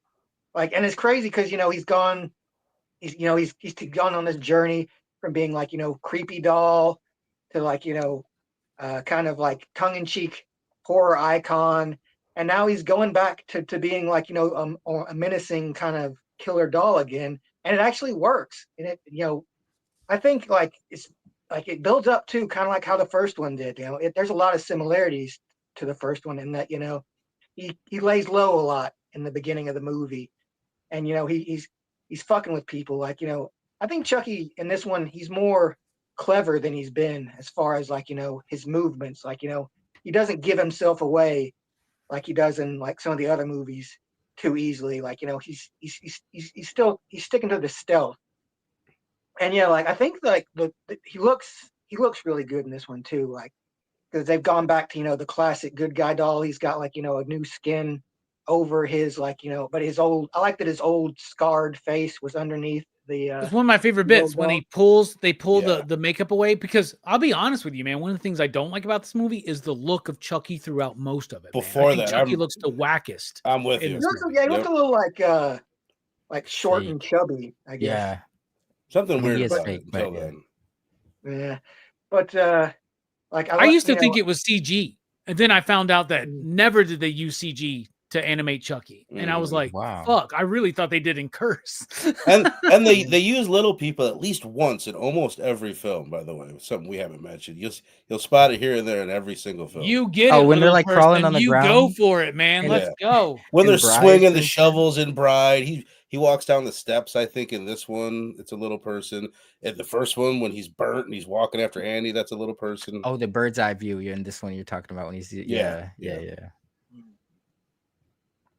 Like I also like that they do give us a little bit more of Charles Lee Ray.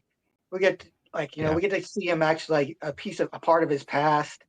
And like, the fact that he's just fucking with this person who it turns out is like related to him. And it's like, it really, it fills in a lot of, the Chucky character, I think.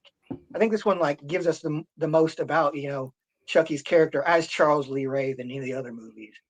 Like, you get his personality, but you actually get some, like, what kind of psychotic guy he was, where he would just like, insert himself into these people's lives, pretend to be their friend, and then like, basically like kidnap this woman and like, force her to be his girlfriend in this weird, like, this weird stalker way. So yeah, I'd give this one a 5 actually, because like I really love it.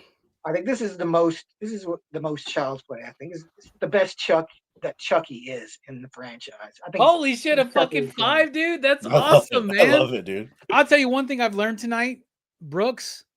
You will love the Chucky TV series. I kept thinking that, bro. Yes, you will fucking love it, dude. I probably would actually like the Chucky. You're gonna love it. And here's what I'm gonna do. So Saturday night's main event is Saturday night. I'm going to get Peacock at least for a month so I can watch that because I got you, bro. I'm back. The NBA's on Peacock. You're back? Yeah. Well, I was going to share my password with Brooks, so if you want to share it with both, you just let me know. Because Peacock seems not to give a shit about password sharing, but that's how it should be. Just let me know because Brooks needs to watch the Chucky animated. Oh my god! I know, bro. Yeah. Series, oh, you know what?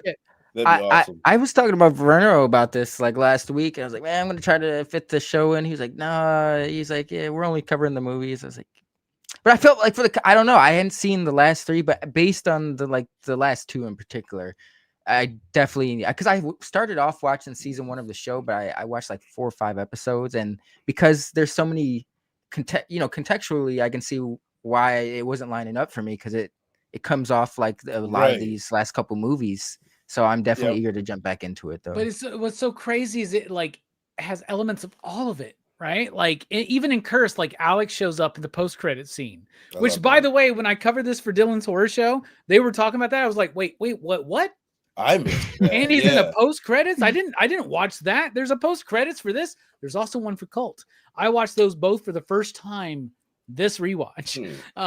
Because I never knew that there was post credits. Because I wasn't expecting. This isn't Captain of fucking America. It's Chucky, right? So like, but Brooks, you're gonna love the Chucky series, and the Chucky series continues the story. It's absolutely great. We'll get to that. A 5 you digs for Curse. I love it. Absolutely insane. I love it. That makes up for your thoughts on Monster Squad just a smidge. What about you, Verno? What do you think about redhead, Brooks? Sorry, Rob. Are you a redhead, Brooks? It's hard to tell. Yeah, no, he's not. No, not completely. Like I have a reddish tint to my hair. You got a reddish tint. I think that's making you biased, but I appreciate it. Yeah. I love this one too. I'm not quite 5, but there is something that feels like almost made for TV about it. There's something like low budget about it and kind of off, but I still like all the actors. I like all the characters. I like the chili scene. And how like serious it is. There's something really that's funny so about good. That. Like whoever that dude is who's playing the priest. The priest is great. Like, yes. The way he's just like, I don't want to be rude. He's like, but I gotta go. I really wanted to try the chili, to be honest, because they made it sound so delicious. They're like, "There's no meat," and I'm like, What I want to know is like, was that the only course? Was this dessert, or is that you got us all together and you fed us one fucking bowl of chili? Come on, like I need a little more than that. But I agree with like a lot of what you guys were saying. It's cool how the franchise almost like ran its course. It does what franchises do. It got more and more comedic, more and more silly, or comedical, more and more silly, and then it hit the reset button, goes back to basics, and it does in a lot of ways what Child's Play 1 does, where he's a doll.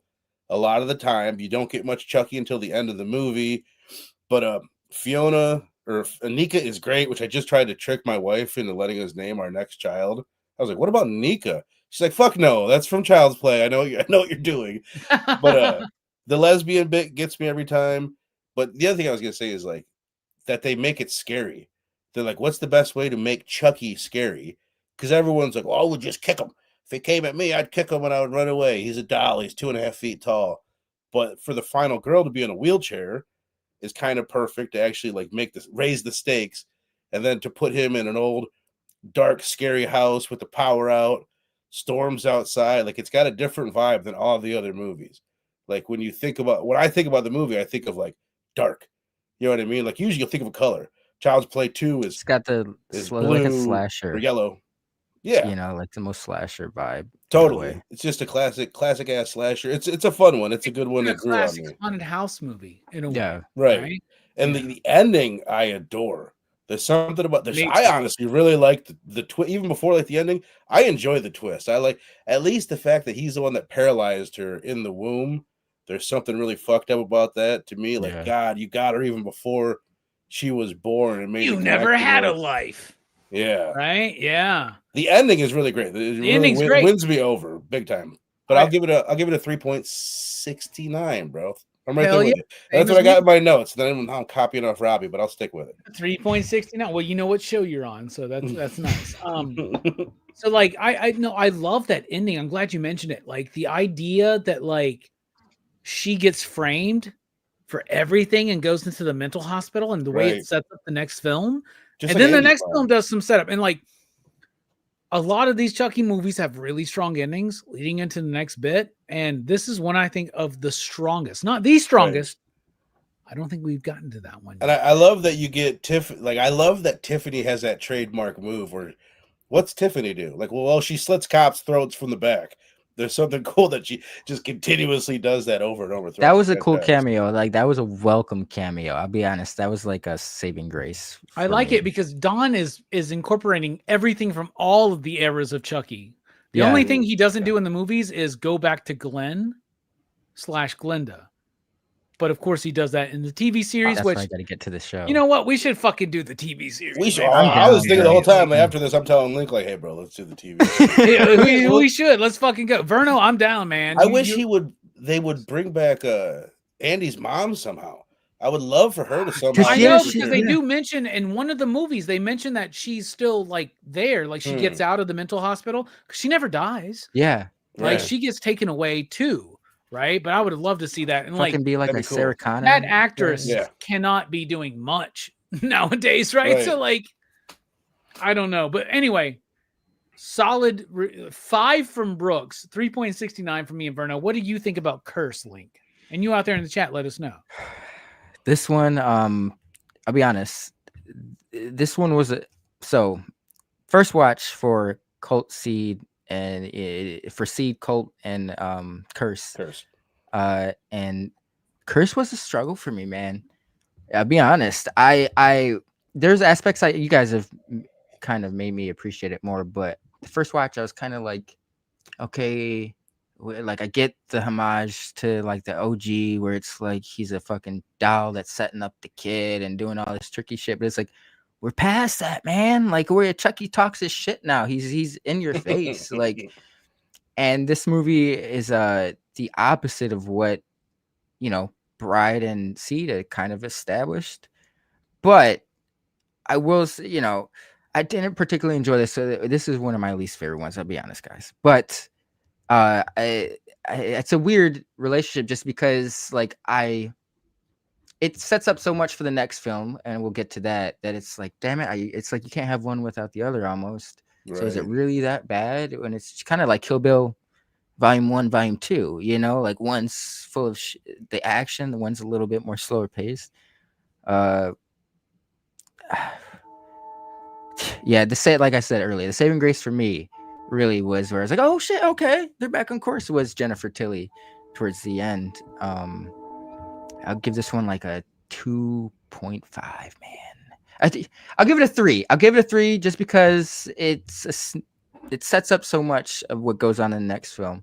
But I just felt like it was backtracking in a sense, and I couldn't understand why. Like, why go back to the, Chucky just being a silent, trying to set up kids bit, like, I don't know. But I see that. I respect that. I totally get it. Yeah, no, yeah, 3. All right, 2.5. I'll see. You know what? I seen Metal Elf. I'll stick with that. That's what I'll go with. 2.5. Well, you going? Wait. You going back to 2.5? Is that what you're doing here? Yeah. He gave me some strength there. All right. 2.5 from you, a 5 from Brooks, and a 3.69 from me and Verno, which I think gives us a PCP average of 3.69, which means me and Verno are right. And Damn. All right. Metal Elf wants to know that me and Verno have great shirts. Verno, you do have a great shirt. Thank you. You as well. No offense to Link or Brooks. We just can't see what your shirt is. So It's Hard Rock Cafe. Cafe. Taekwondo shirt. oh yeah. Okay, we all got great shirts then. There you go. We're cool. We're cool. Yeah, we're all cool, man. All right. So then a little bit after this movie, in 2017, which is crazy because this is, 4 years after Curse, another direct-to-video, direct-to-streaming movie directed and written by Don Mancini. We get Cult of Chucky. And it's got, once again, David Kirshner is a part of all of these movies, but you have the return of Fiona Dorff, continuing her character arc as Nika, who has been convicted of the murders from the previous film of her family, right? Which that's an element that's crazy, right? And she's also paralyzed, and now she's she's deemed insane and put into a mental hospital. This next movie all takes place there, and Chucky decides to show up once again, just like he has been doing in Curse of Chucky. Tiff is sending out dolls of Chucky to get revenge on people that he wasn't able to get revenge on. By the way, in Curse, one of my favorite things is when Nika's like, you know what? You never killed Andy, did you? You know what? Don't worry about it. A lot of men can't finish. Bruh. Talking about impotence. Right? I really like that. And another thing, talking about Don Mancini, and these are themes that he does explore, I think, even more so in the TV show. We talked about the queer themes, but the theme of, especially in Curse, against the rich, right? There's bro, I'm telling you, Don Mancini, believe it or not, is a liberal man. So am I. What's crazy is most people would watch these movies, nobody calls Chucky woke, which blows my fucking mind, dude. It blows my mind. Even Verno was like, dude, I can't use that Horrorfest banner. Everybody's going to think I'm fucking super woke if I use that. It's got all the colors of the rainbow. But I like how for the record, that's a lie. it's like a paraphrase, though. So I said, no, I did not. You said I don't want every episode to look like a rainbow, is what you said, right? I said I can't Chucky theme my entire Horrorfest when I'm not even doing child's play. That's true. That's good. All right. I'll give you guys that in my head. I'll give you the screenshot. I'll send them out. I can't wait till the first comment comes up on this video. Be like, fucking PCP is so fucking woke doing these fucking movies. Anyway, we got Cult of Chucky. It released in 2017. Small budget. Made no maybe the smallest budget of all of them. $5 million. Wow. It took to make this fucking movie. What was Curse? Curse was 12, I think. Wow. Yeah. Verno's looking it up right now. I hear his fucking typewriter fingers right now. Do it. Yeah. No, he typed in, y'all way too woke. All right. Cult of Chucky. This is a movie that when I covered it a few years ago on Dylan's show, I wasn't vibing with it. After watching the Chucky TV series, I fucking love it. Because at the end of the last film, we had a post-credit sequence where Andy comes back and kills Chucky.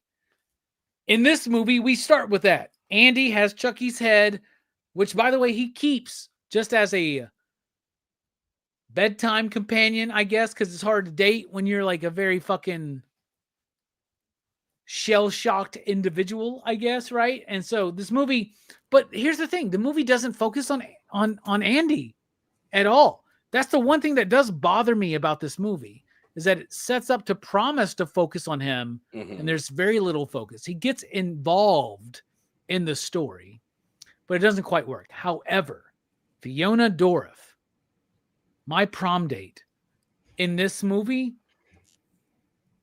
some of the best acting I've ever seen from her.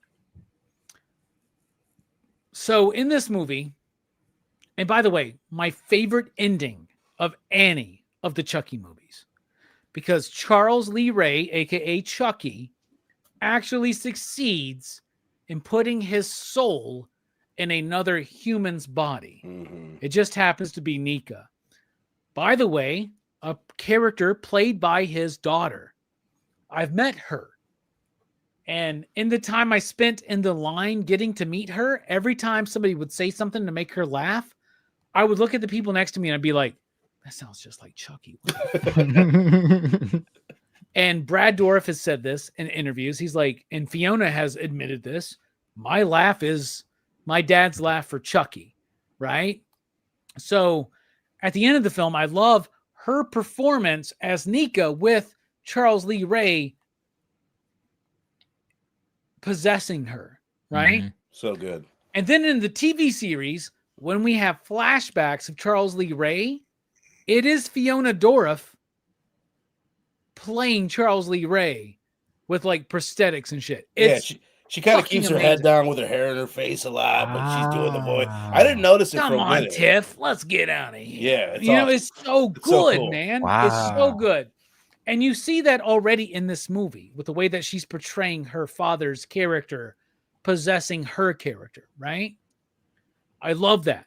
By the way, the Chucky TV series directly continues on from the end of this That's why I movie. got to get to it, man. I gotta Like get Jennifer Tilly is there possessed by Tiffany in a lesbian type relationship with Fiona Dourif's character, who's at times possessed by Charles Lee Ray and at other times not. It's fucking wild and it's great. And I really love that series. But that series makes me love this movie even more. I think it's one of the better Chucky movies. I think it's really top notch. I really like this movie. I love the cold, stark, white aesthetic of the cinematography. So many franchises we talk about fall apart. Phantasm. Me and Brooks were talking about this. Phantasm. It's so sad to see how that franchise has to end, right? Yeah, like, I love the Phantasm franchise, but like the sequels are not as good as the sequels in Child's Play. Definitely. No, not at all, right? And there was another movie. We were like, yeah, the last movie it's sad to watch. What movie were we talking about, Brooks? The Ravager. You know, I mentioned Ravager. Me, you, and somebody else. Maybe it was Brian. Maybe it was Strick. I don't remember. But we were at the shop. We're talking about sad endings to franchises that didn't get the ending they wanted. And we mentioned Phantasm, but there was another franchise we were talking about. What the fuck was it? I don't even remember now. Yeah, me neither. God damn. But we were talking about a franchise. We were like, it's sad that this doesn't get, you know, but we understand. And like, and I compared it to Phantasm 5, and you were the one like Ravager, and like we had that whole conversation. I think it was a conversation with Brian. I don't remember what franchise it was. Yeah, I'm pretty sure it was Brian. Maybe it was like whatever. So anyway, that being said, Cult of Chucky has become, especially on this rewatch. I watched it today, actually. I've had a lot of shit happen the last few days. My girlfriend was here at the house. She's not a horror movie fan at all. I've never watched a horror movie with her. She knew I had to watch Cult of Chucky. She goes, you know what? I want to watch this one with you. She watched it. Brooks, Helena loved this movie. She thought it was so funny. And I was just like, if you love Cult of Chucky, you got to see Bride of Chucky. And she even said, that's the one I really want to fucking see. But I like this film. I think it's actually really solid. I think Fiona Dourif is absolutely phenomenal in this movie. It's cheap. It's got a low budget. It's got some bad CG effects. But man, like as bad as the CG looks when the glass comes down and decapitates that woman, there's something so beautiful about that scene, and then the dream sequence where the snow's coming down. Man, I'm rather high on this movie right now, so I'm going to give it, you know what? Fuck it. I'm going to give it a little bit of a spite bump too. Even though there's nothing to spite, I'm going to give this one a 4.5. There you go. 4.5 for me for Cult of Chucky, because I really, just thinking about it, just talking about it, I like this movie even more, especially knowing what happens in the 3 seasons of the Chucky TV series, which is available on Peacock. You should watch it. Yeah. and let them know that PCP sent you. I'm and definitely- Blood Splatter Chatter. What about you, Brooks? What do you think about Cult of Chucky? You were super high on Curse. Yeah. What do you think about Cult? But I like this one, like not quite as much as Curse, but like I do like that. It's doing the same. It keeps the same kind of mostly serious tone to it, but I love that it amps it up, like because at first you don't realize that he's in all of the dolls, like so you think that one of them's like a fake doll, but then like when it gets revealed that he's making like all of these different. He can like I guess split himself into different dolls and shit. By the way, that's the random bit we were talking about earlier, where like all of a sudden he doesn't need to put himself in a specific body. Right. He can put himself into anybody and divide yeah. himself up. So It like I becomes love like- it.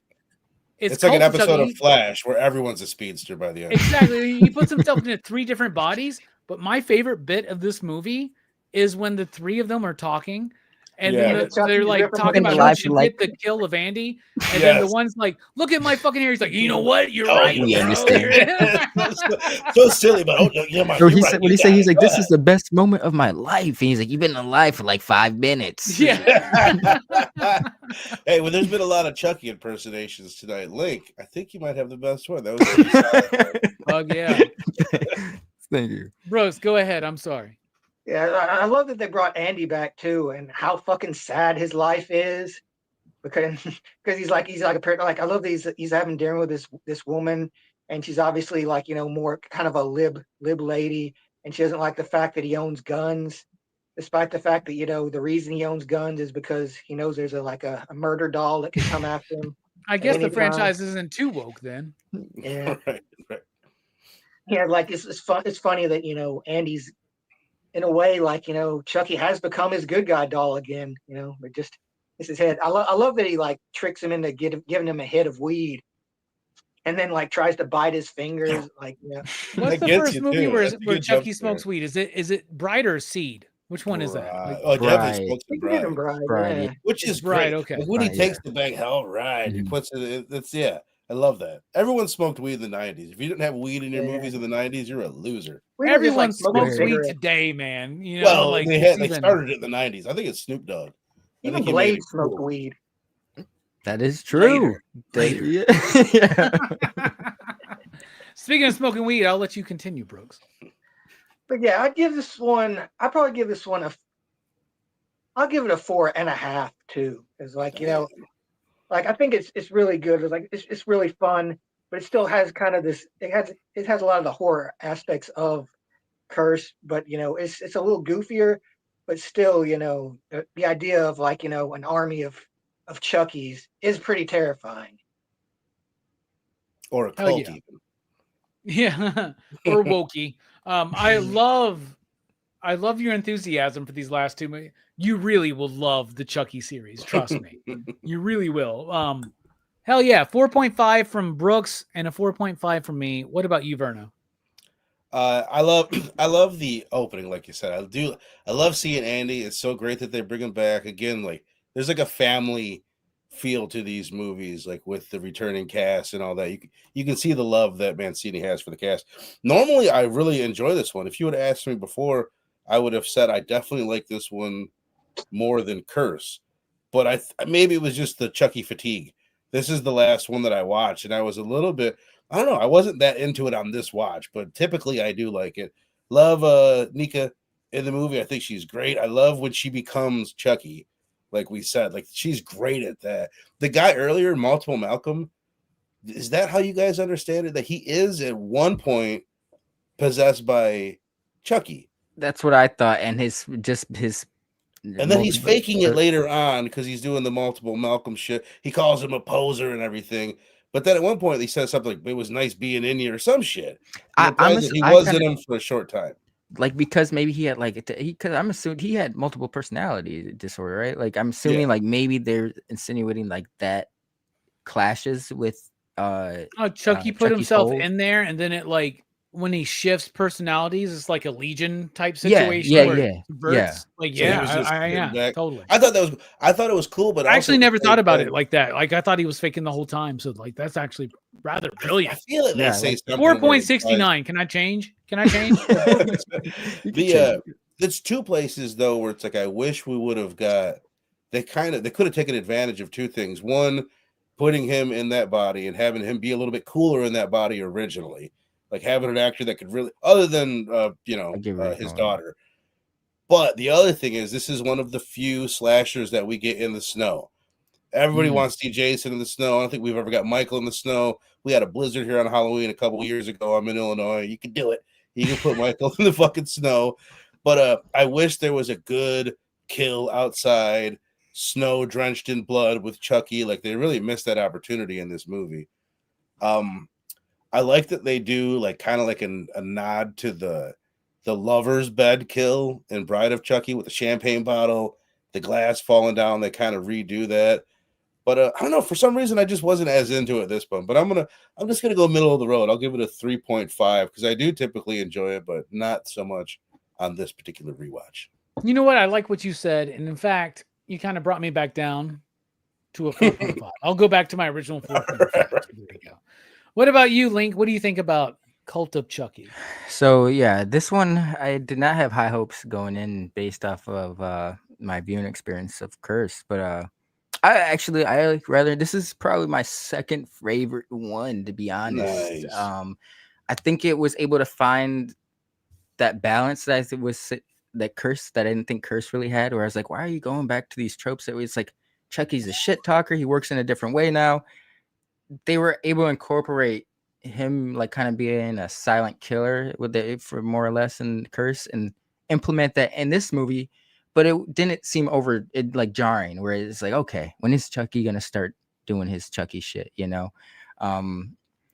Yeah, and then it's like the end. So I had seen like the first 4 or 5 episodes of season 1 of Chucky, and so like towards the ending, I was like, oh my god, like the setup I thought was fucking brilliant. I was like, I gotta fucking, because I watched it earlier today. I was like, God damn it, I gotta do the show. I wanted to watch the show, but I wouldn't have enough time. But I'm excited to dive into that. What's her Nika? What's the Fiona? Yeah, Fiona Dorff. Okay, Fiona I kept Dorff. it too. Thanks, man. She was great in Curse. You talking about my girlfriend right here, man? That lovely specimen. My I prom thought she date? was phenomenal in this one. Like, I really like. That's what I mean. Like this, if I look at Curse as like a setup for her character arc in this one, I don't really dislike Curse as much. But like, she was, yes, look at, she's amazing, and she's the one who plays in Dirk Gently. Yeah. Bro, if you guys haven't seen Dirk Gently, great show. It's like 2 seasons, I believe. Why does that sound like it's like a masturbation thing? If you're gonna Dirk Gently. He's a investigator, like Elijah Wood's in it, yeah. But it's like a British show, I think. Yeah, it was like it's a BBC production. show based on Cool. the same writer. I don't remember his name, but he did a Hitchhiker's Guide to the Galaxy. Yeah. But yeah, she's great. By the way, Chucky does not Dirk Gently. By the way, you know, he's like what the fuck, dude? 2 of my favorite films probably have some of the worst CGI in them, like because it was Seed where they had wasn't the Seed where they did the head toss with the makeup department dude. That would look pretty bad, you know. But I still love that movie. This one doesn't have as many standout kills. But I don't know. I just feel like that this one was able to. I can see where they're going with the show. Like there's also that flashback scene. Like I was so thrown off when Andy showed up in this, and they showed him like having a flashback where he's got the shotgun. Because I didn't see the after credit. That's the after credit scene. I didn't see that, so that threw me off. Did you watch the after credit scene in this one? No. Kyle shows back up at the end of this one. Oh yeah, that's what it is. I started looking when it showed that, like, oh wait, Andy's got Chucky's head. I started looking to see if there was a fucking movie in the middle. I was like, did I miss something? Yeah. I'm like, oh boy. I at the time when I watched it for Dylan's show, I thought I missed like a web series or some shit like that, right? Douglas Adams is at least the creator of Hitchhiker's Guide to the Galaxy. I assume that's the writer, Douglas Adams. Yeah, that's it. Okay. Yeah. There you go. Yeah, but definitely check that show out. Yeah, just, you know, it's got, this one has, you know, the way they tie everything. I can see the homage they're going for in Curse, but I feel like they just do everything so much better in this one in terms of like tying all the different aspects of the different movies, different characters. Even though I didn't really understand where Andy was coming from, I was still like, okay, he's like on his Sarah Connor shit. You know, that's cool. He's like being he's being what's not not aggressive, but he's offensive, not defensive. But yeah, I love the bit with Fiona becoming like that's a cool transition right there. Like if they ever like need, like God forbid Brad Dourif passes away, his daughter has set up shop. She would make a great transition, and they could still do Chucky for years. Oh my goodness! Before you give the rating, there's Verno. I think me and you are the only people on the panel who've watched the Chucky series. I haven't seen. The only thing they leave dangling is the fact that Alice is now in Tiffany. Oh, okay. That's at the end of this movie, right? That's why Tiffany's alive, because that's Alice, right? Yeah. I'm pretty sure. Yeah. I'm pretty sure you're right. Shit. Yeah. I think they leave that dangling. I don't think that's the one thing they have never. I know the series ends with a massive cliffhanger. And by the way, in case I forget to say it, there's another film in the works. It's for 2026, 2027. When they did not greenlight Chucky season 4, there was a big like audience campaign to get it going. But when they did not greenlight that, Don said, "Don't worry, that's something we're continuing the story. Like the story is still going on, man." So like, who was in the Tiffany doll at the end of this movie? I think it's Alice. Okay. I think it's Alice is the idea, right? Okay. I'm not sure. I'm just not in my head. I think it's Alice because they add the idea that Chucky possessed Alice and killed people as a little girl, and then like there's a movie there we didn't see. Right.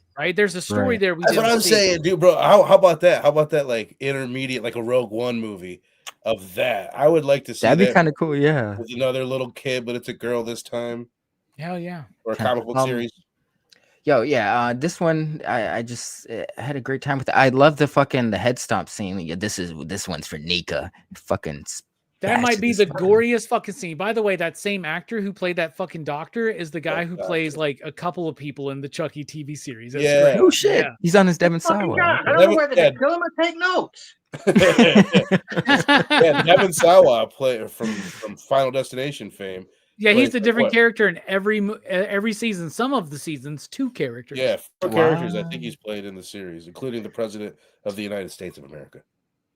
I respect it. Yeah, this one was 4.5 for me as well. I was shocked because Curse. I was like, man, they fell off, but it's like Curse was just a setup for this. It's like a puzzle, chapters. Most of these are just chapters. It's like Bride, Seeds a chapter, Curse, Cult or chapter. They're 2 movies in themselves. And I was really shocked. It had me really geeked to want to dive into the show. I'll say that much. So hell yeah. So a 3.69 from me and Verno and a 4.5 from Brooks and Link for a PCP average of 4.0. 69 dudes. Let's go. All right. Then we have the weirdest thing that a studio can do. This is weird. They announce we're doing a Chucky television series. Then another company announces we're doing a remake of Child's Play. What the fuck? How can this be? Well, it's because MGM at the time had the rights to Child's Play. And there's a reason why Child's Play went 1, 2, and 3, and then it was done. And everything was now branded Chucky. Mancini and Kirshner were able to hold on to Chucky because they created that character. However, a film production studio, a studio, owned Child's Play, right? This is like Friday the 13th and Jason. The same thing going on right now. Yep. Same thing, right? Yeah, exactly. So Don Mancini and David Kirshner announced they're doing a Chucky television series, which, as we've mentioned if there's one thing y'all take from this episode, watch that goddamn This is like a 2.5 hour commercial for that fucking series. Yeah, no shit is what it, yeah, no one, 100%. You're like, okay, you remember where we left off? There you go. All right. But MGM decides to do a Child's Play remake. They go into a different direction. They redesign Chucky, make him look different because they can't make him look like David Kirshner's Chucky. They can't make him resemble Don Mancini's Chucky. So Don Mancini, this is the only Chucky movie he has nothing to do with. They get Mark Hamill to do the voice. Sounds like a great idea on paper. And in fact, I'll be honest with you. The first time I watched this movie, I fucking hated it. This is the second time I watched this movie. I didn't hate it as much. I thought it was okay. Yeah. I thought it took the idea of Child's Play into the modern era and did it decently. Verno, you mentioned that this goes more into Don's idea that Chucky represents the id of Andy, right? And is killing people like I almost said stepdad death, but it's not the stepdad. It's just the douchebag that the mom is dating. His death, pretty fucking cool, right? And when that was happening, I was like, fuck, is this a Christmas movie? No, it's a post-Christmas movie, right? So there are elements I like about this film. I actually like that there's that woman who's their neighbor, who has that son who's a police detective. He loses his mom, then he dies. This movie makes bold choices, I think, for a modern horror film. But they kill her is surprising too. With the tone of the movie, it's surprising they killed her. I know. Survived. I really was. And also, one of my favorite people is in this movie, Aubrey Plaza. Like, I love Aubrey Plaza. I'm a huge Community fan. So yeah, get the fuck out. Anything with Aubrey in it. She's in Parks and Rec. And Legion. Yeah, Parks and Rec, not Community. Parks and Rec. I'm sorry. Oh yeah. I'm a huge fan. She plays April. Just from her popping up on the internet, like in bloopers and shit, I'm a fan. I haven't even seen much she's in, but her deadpan style. Dude, she's so good, and like, I love her. I love her so much, even so much that when I was like, MCU, fuck the MCU. Oh, she's in this Agatha show. I'll watch it. I'll watch. I haven't watched an MCU show for like 2 years, but yeah, I'll fucking watch that. Let's go.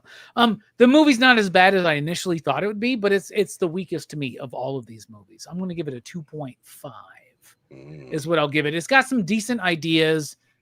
It's trying to tie it into the modern day with the whole like app and cloud kind of thing, but it feels more like set within the world of like Megan. Right? I was going to say, have you seen Megan? I still have not watched it. It is Megan. I hear it's good, but I hear Megan 2 is really bad. So that's what I've heard. And I know that I think Universal did both of those movies, right? And I think they were eyeing the idea of doing a Child's Play Megan movie at some point. Do it.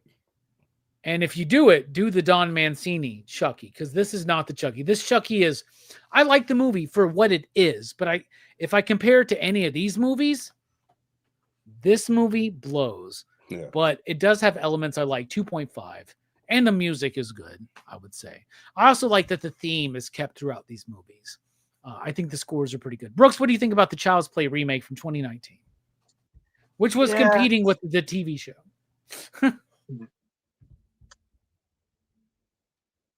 Well, I haven't seen the TV show, but I can assume it was probably better than this movie, which I don't think this movie's terrible.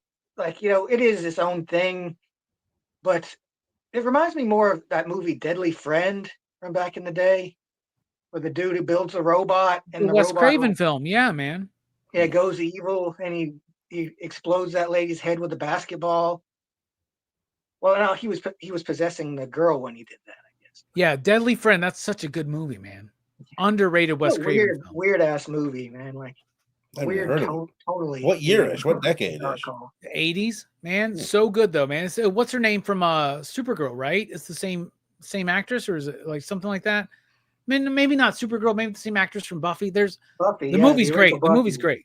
Yeah, but that movie scared the fuck out of me because it's got the that old lady from fucking Goonies in it. Yeah. Right? Yeah. Terrifying. Her and Large Marge, like the scariest people ever. Yeah, but like it's not terrible. Like, I think if it hadn't had the Child's Play name put on it and it was just like a movie about another kind of killer doll, Megan. People probably wouldn't have watched it though. It's because they kind of, it's kind of the thing. They use these kind of brands as ways to it's basically trying to make. But like both of these motherfuckers just let us know, like they did do this with a different name and it worked. It was called Megan, right? You got to teach her how to dance. If they can dance, then you'll be fine. You'll make a fuckload of money. They taught him how to salute in this one and say for Tupac and shit, Yeah, I love that. It's so funny. Like, oh my god, for Tupac. How about that voice? Yeah, the voice that he's doing is insane. But go on. Sorry. Yeah, Chucky in this movie is way more like Glenn to me from Seed. In a way, like with just like the nativity. Yes, he's constantly like a learning. There's a learning going on. Yeah. I like the idea that the doll is like is learning from like Andy, but like it's the worst aspects of him. Like, it's like it wants to protect him in a way. So it kind of like it actually wants to be his friend, unlike Chucky, who was like, trying to just to befriend the kid just so he could like, hijack his body. But like, he's actually the most dangerous version of Chucky. I mean, he can like hijack all of these like electronics and shit. But he doesn't have the menace of Chucky because he feels like he's too innocent, I guess. Yeah. Even with he's being a killer, but he's also like he's not like a real person, so like it's kind of it's different, But Yeah. so yeah, this movie is pretty good. It's not bad, but it's not good either. I give it a 3. It's it's fine. It's skippable though. It's very unnecessary. Yes. If you've All seen right, Megan, definitely. A 3 from Brooks, a 2.5 from me. What about you, Verno? The first time I saw this movie, like I'm not the type that like, oh man, I get fucking offended. I'm like, I get too excited about things, but this like by the end of it, I was offended. I kept on waiting for Charles Lee Ray to show up, which is what you would think. You're like, they're not going to go away from that. Clearly, he's going to show up. This is Charles Lee Ray eventually. And the fact that it's not like offended the shit out of me. I couldn't believe it. And tonally, it's so different. Like I want to hate the movie. So it's not Chucky then, right? It's not Chucky. You're right. It's more Buddy, whoever the fuck this is. And I want to hate it, but I don't. I kind of like it now. Like I think I've seen it 2 or maybe 3 times. This might have been the third or second time that I've seen it. And I watched it. I saw what you did. You watched it after 3 or after Bride or somewhere in the middle. I watched it before Bride. Yeah, right after 3. Yeah. I did the same thing. I watched it after 3. And whether I was just in the mood for it, it's like the opposite of what I was saying about Cult, where I was just like, God damn it, I'm like kind of loving this movie. Like I really enjoyed it. I thought it was really funny. Like the kid is great.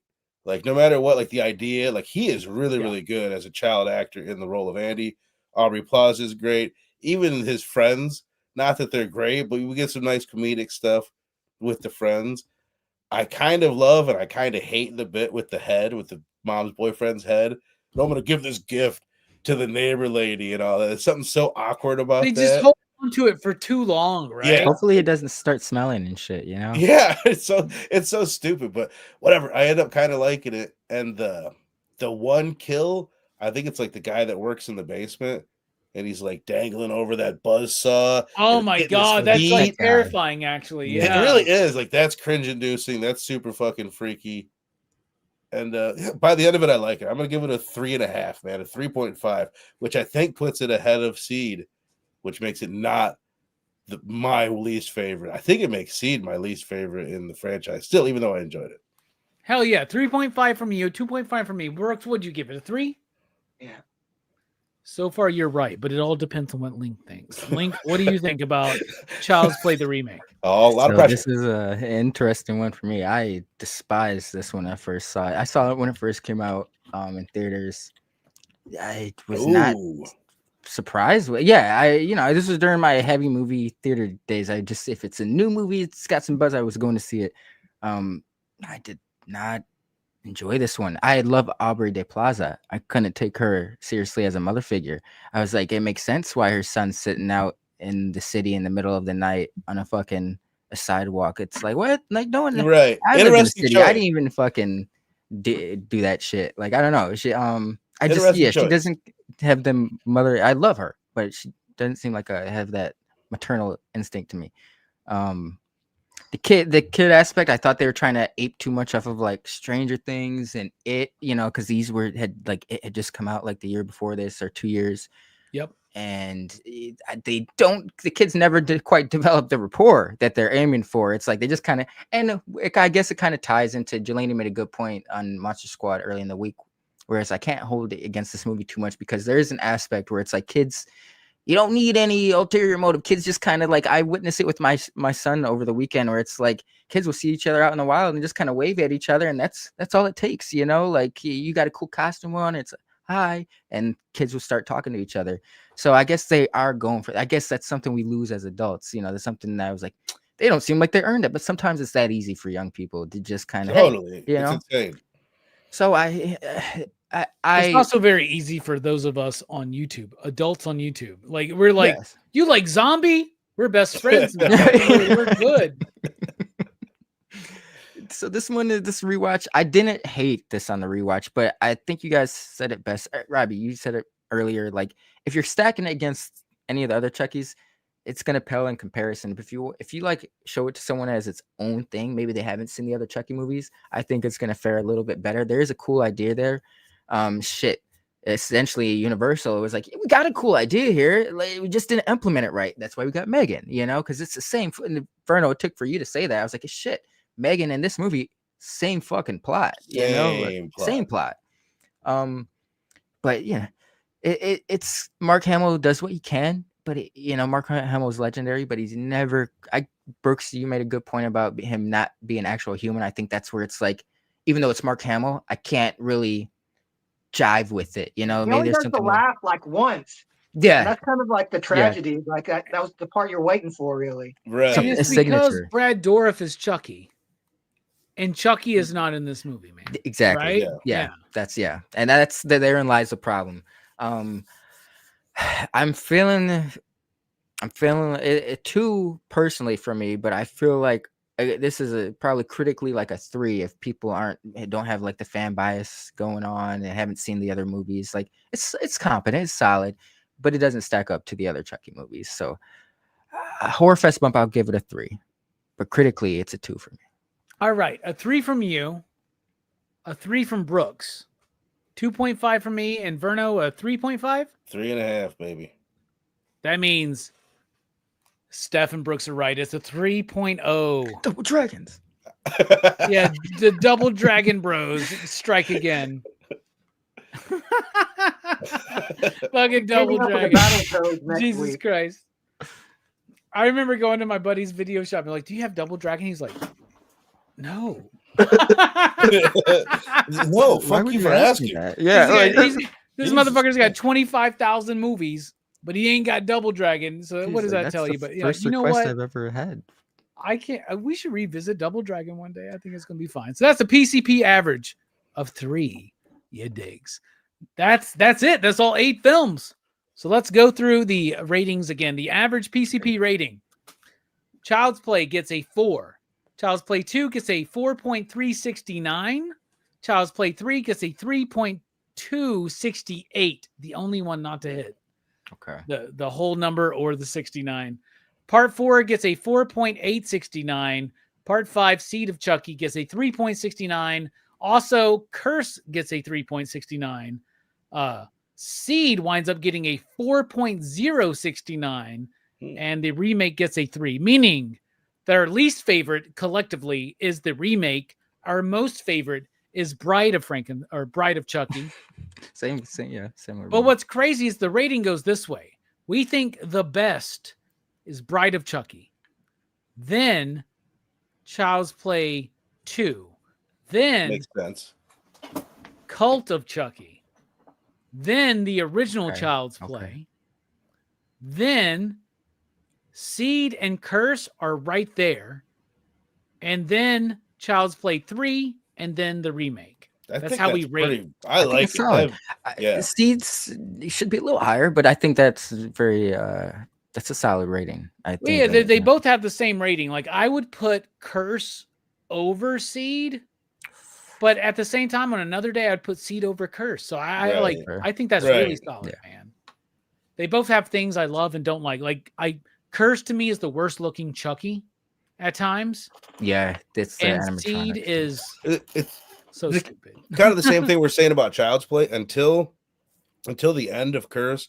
When they peel the makeup off and then he starts really talking and doing the voice, he looks. I think I even had it in my notes. Like, this isn't Chucky. Mm-hmm. Like, it just doesn't feel like a Chucky movie at that point and then it is by the end. That's what it wins me over. Hell yeah. All right. Thus concludes our franchise review of Chucky. By the way, once again, I've met Tom Holland, the director of the original Child's Play. I have met Christine Elise, who plays Kyle in Child's Play 2. She shows up in the post-credits of Cult of Chucky, and she is a prevalent figure in the Chucky TV series, as well as Fiona Dourif, the daughter of Brad Dourif, who to me is one of my favorite. I think she, outside of Brad, delivers the best performances in the entire franchise. Yeah, Absolutely. and then Jennifer Tilly, obviously. Yeah. And Jennifer Tilly, yeah. She gets it gets into like Hollywood camp meta type shit later on. But man, like Fiona, I don't know if I said this, but Fiona in Cult, holy shit. The Yeah. acting chops on her. How about She's on. that sex scene that she has, by the way, in Cole? Where she first meets multiple It's Dan or insane. whatever. Yeah. Yeah. Oh, what's crazy is in the stairwell. Chucky series, she has to play her father at the young age. She plays Charles Lee Ray having sex with Tiffany. And when I met her, she goes, the hardest part of all of this was playing my father having sex. Like, she was like, that was so fucking weird, man. I don't want to think about my dad having sex, much less literally have to think about my dad in this character having sex, right? Like, it's ridiculous, but I love it. The way Cult ends, of course, Chucky is possessing Nika, and that continues on into the series. Y'all watch the fucking series. Before we wrap up, real quick here, Verno, me and you are the only people to watch this show. Season 1 to me is fucking fantastical. I would give it a 4.69. Season 2 to me is the weakest, but I would still give it like a 3.5, right? Maybe down to a 3, but it's like I kind of go up to a 3.5 with just my love of this franchise. And I thought season 3, where Chucky's in the White House, fucking rocked. I would give that a 4.5. So what do you think? I think, well, I'm right there with you. It's hard to judge them, but I'll go with your scores because I like that. The second definitely dipped off a bit, but was still really good. The for whatever reason, it was one of those, they did like a mid-season break in season 3. And then when it came back, I still have never finished it. But I was loving it, him in the White House. But just for you guys that haven't seen it, especially by season 3, what's wild about it, it's like they watched Terrifier 1, 2, and 3, and they took notes, and they're like, we got to make these kills insane. They get so gory. The kills are better. Like the USA Sci-Fi Network did better kills than any of these movies, man. Which is crazy. Do you feel like it's the whole show, or is it just like that third season that it goes? I feel like it's the whole show, to be honest with you, man.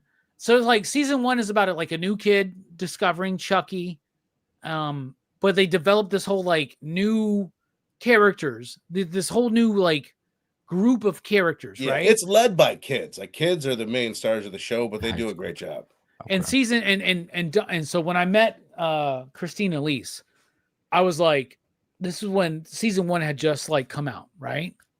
I told her, I was like, I love this show so much because I would never give a fuck about a 15-year-old kid drama. Yeah. But I'm so invested in this story with these characters. And she's like, Don told me that Chucky season 1 is, out of everything he's ever done, the most closest to him as a kid and his story. Right. It's basically like if Andy was gay and he's dealing with that stuff too, but also not annoying. You know what I mean? Not in a way that it could be annoying with like preachy and all that. Yeah, absolutely. The franchise. Season 2 goes into like this whole like they're in this Catholic school, doesn't quite work. But in season 3, Chucky is in the White House. Mayhem. Imagine that, man. Imagine Chucky in the fucking White House. So there you go. So I fucking love it. So all right, we're about to dip out. Thank you so much for joining us for Horrorfest. Horrorfest is not over. It continues and finalizes tomorrow night on Blood Splatter Chatter with John Carpenter's The Thing. Brooks, thank you for being here. Final thoughts. What you got coming up?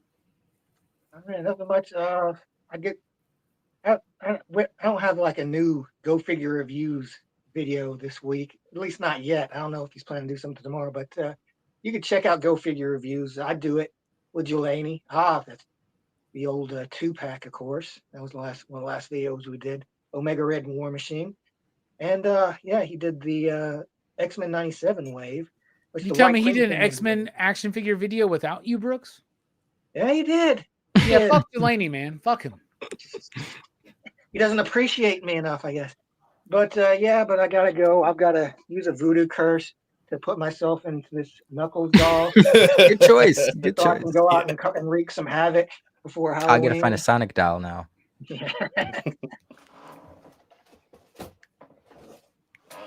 Hell yeah, I like that. Verno, thank you for being here. Final thoughts. I love having you. on my show, but especially for franchise reviews. You I love rock, it. So. I love doing them, man. These are so fun to do, and it's fucking insane that we do them. You know, I love Stu's reaction. Hey, how many? 8? You guys are crazy, man. They can't And even I love it believe when that we people do tell me this. they're like 8 movies, bro. We did fucking Hellraiser. We did 12 of those bitches, man. Get the fuck out of here. Oh shit. But yeah, man. As you said, wrapping up our portion of Horrorfest tomorrow night with The Thing. It's gonna be me. It's gonna be the Missing Link and Stu and our buddy Wes from Scream Ballet. So very excited about that. Love that movie. Yeah. And we're going to be discussing like what are the greatest. What are the great? That's one thing. Look, I haven't said that to you, but I want you to rack your mind. It's not what's your favorite movie, but what are like the greatest horror movies of all time. So I think this is one that definitely makes the conversation. And then I don't know if you got the thumbnail or not, Robbie. I bet you did because you're on top of shit. Next Thursday, November 6th, boom, we did it. We're doing a Horrorfest look back trivia show special on my channel. Ooh. We got Robbie there. We're going to have Brooks and Jelani. We got the Missing Link and Stu, as well as Fable from One Collection Down. And we're going to hang out. We're going to talk about the highlights and the lowlights of Horrorfest 2025. We're going to play some trivia, and we're going to give some shit away. I've just love that thumbnail, man. That's great. Thank you, man. Thank you. I enjoyed that. You know what I thought about doing? Instead, I was looking to see if there was like a thing of Michael Myers, like looking back at it, like bending over, I was gonna look back at it, kind of thing. But I think this was probably the better choice. I just whipped this up. I think this is the best Jason mask that I've ever made. Like that nose. In my life. I learned some new tricks, and I'm gonna, like I said, this is the plan. I'm gonna give out this mask to the winner in the chat. I'm gonna make another one very similar to it. And then I'm going to give that out to the panelist on the show that hasn't won a mask that wins the trivia. So what that means is Brooks, Jelani, and Fable. One of you guys, whoever gets the most trivia answers right, you get a mask. And then I want that mask. and then I'm gonna give one out to the rest of you as well. Just I haven't made that one yet. We'll figure it out. You guys can ask. I just want a part 4, man. I got a part 3 from you. I got a part fucking 5 from you. I need a part fucking 4, man. I got you. I need a second one. And then I need a Jason Goes to Hell like first 5 minutes. Mask, man. That would be dope. I haven't. Yo, when are you gonna do Jason X? You could be you. You know what? I just found one. I just found one. I fucking, Yo. Oh, I wish me and Link are gonna be fucking fisticuffs doing like that one, man. We're gonna be trying to get the Jason X mask, man. I found it. Oh, yeah, that's mine. Shit. It's solidified. I found it at Goodwill. Oh yeah. my god, that's so awesome. This was like $3 at Goodwill. But it's what? like that I think Anyway. that looks sick. very excited about it. Very excited. Yeah, Saw was 10 movies. You know, we went like it's Stu, you're such a fucking pussy, man. 8 Chucky movies is too much for you, man. We did 10 Saw movies. We did 12 fucking Halloween movies. 13 or 12 Friday 13th movies. There should be 13, but you know, we'll get there eventually, right? Fuck it, dude. I've done the whole goddamn Firefly trilogy by Rob Zombie. I hate those fucking movies, man. Ooh. Like, who the fuck are you, Stu? You think you're like better than me? Honestly, Stu, do you think you might be taller than me, but you're not better than me? He's probably better at cooking. I hear he's an excellent cook. Yeah, I'm pretty good too, but yeah, I bet he's better. Anyway, he does it professionally. Link, what about you, man? What you got coming up? Thank you for being here, bro. Final thoughts. My pleasure. Yeah, we'll be over covering the classic The Thing tomorrow, man. This is off topic, but I was talking to Verno about it. They did a video game back in like 2002 that it's like one of the few physical copies that I bought for my Xbox at the time. They actually did a remaster of it like last year, but covering this movie again has me wanting to replay it. But yeah, I'll be here for the trivia, winning my next mask, and then I'll give it. I meant to say this earlier. A quote I really loved in See the Chucky was when Tiffany was talking about something and Chucky's like, all right, well, you shut up about your mom already. I killed her 20 years. Or he said, shut up about your mom already. I killed her 20 years ago. You still won't shut up. It was something really cool, but I just really love that line. See the Chucky is amazing. But bro, yeah. you're right, dude. If Fiona ever retires, You're the voice of Chucky, goddammit. Like, you're the best. Like, Verno, you're right. He's the best fucking Steph, you're the best Chucky.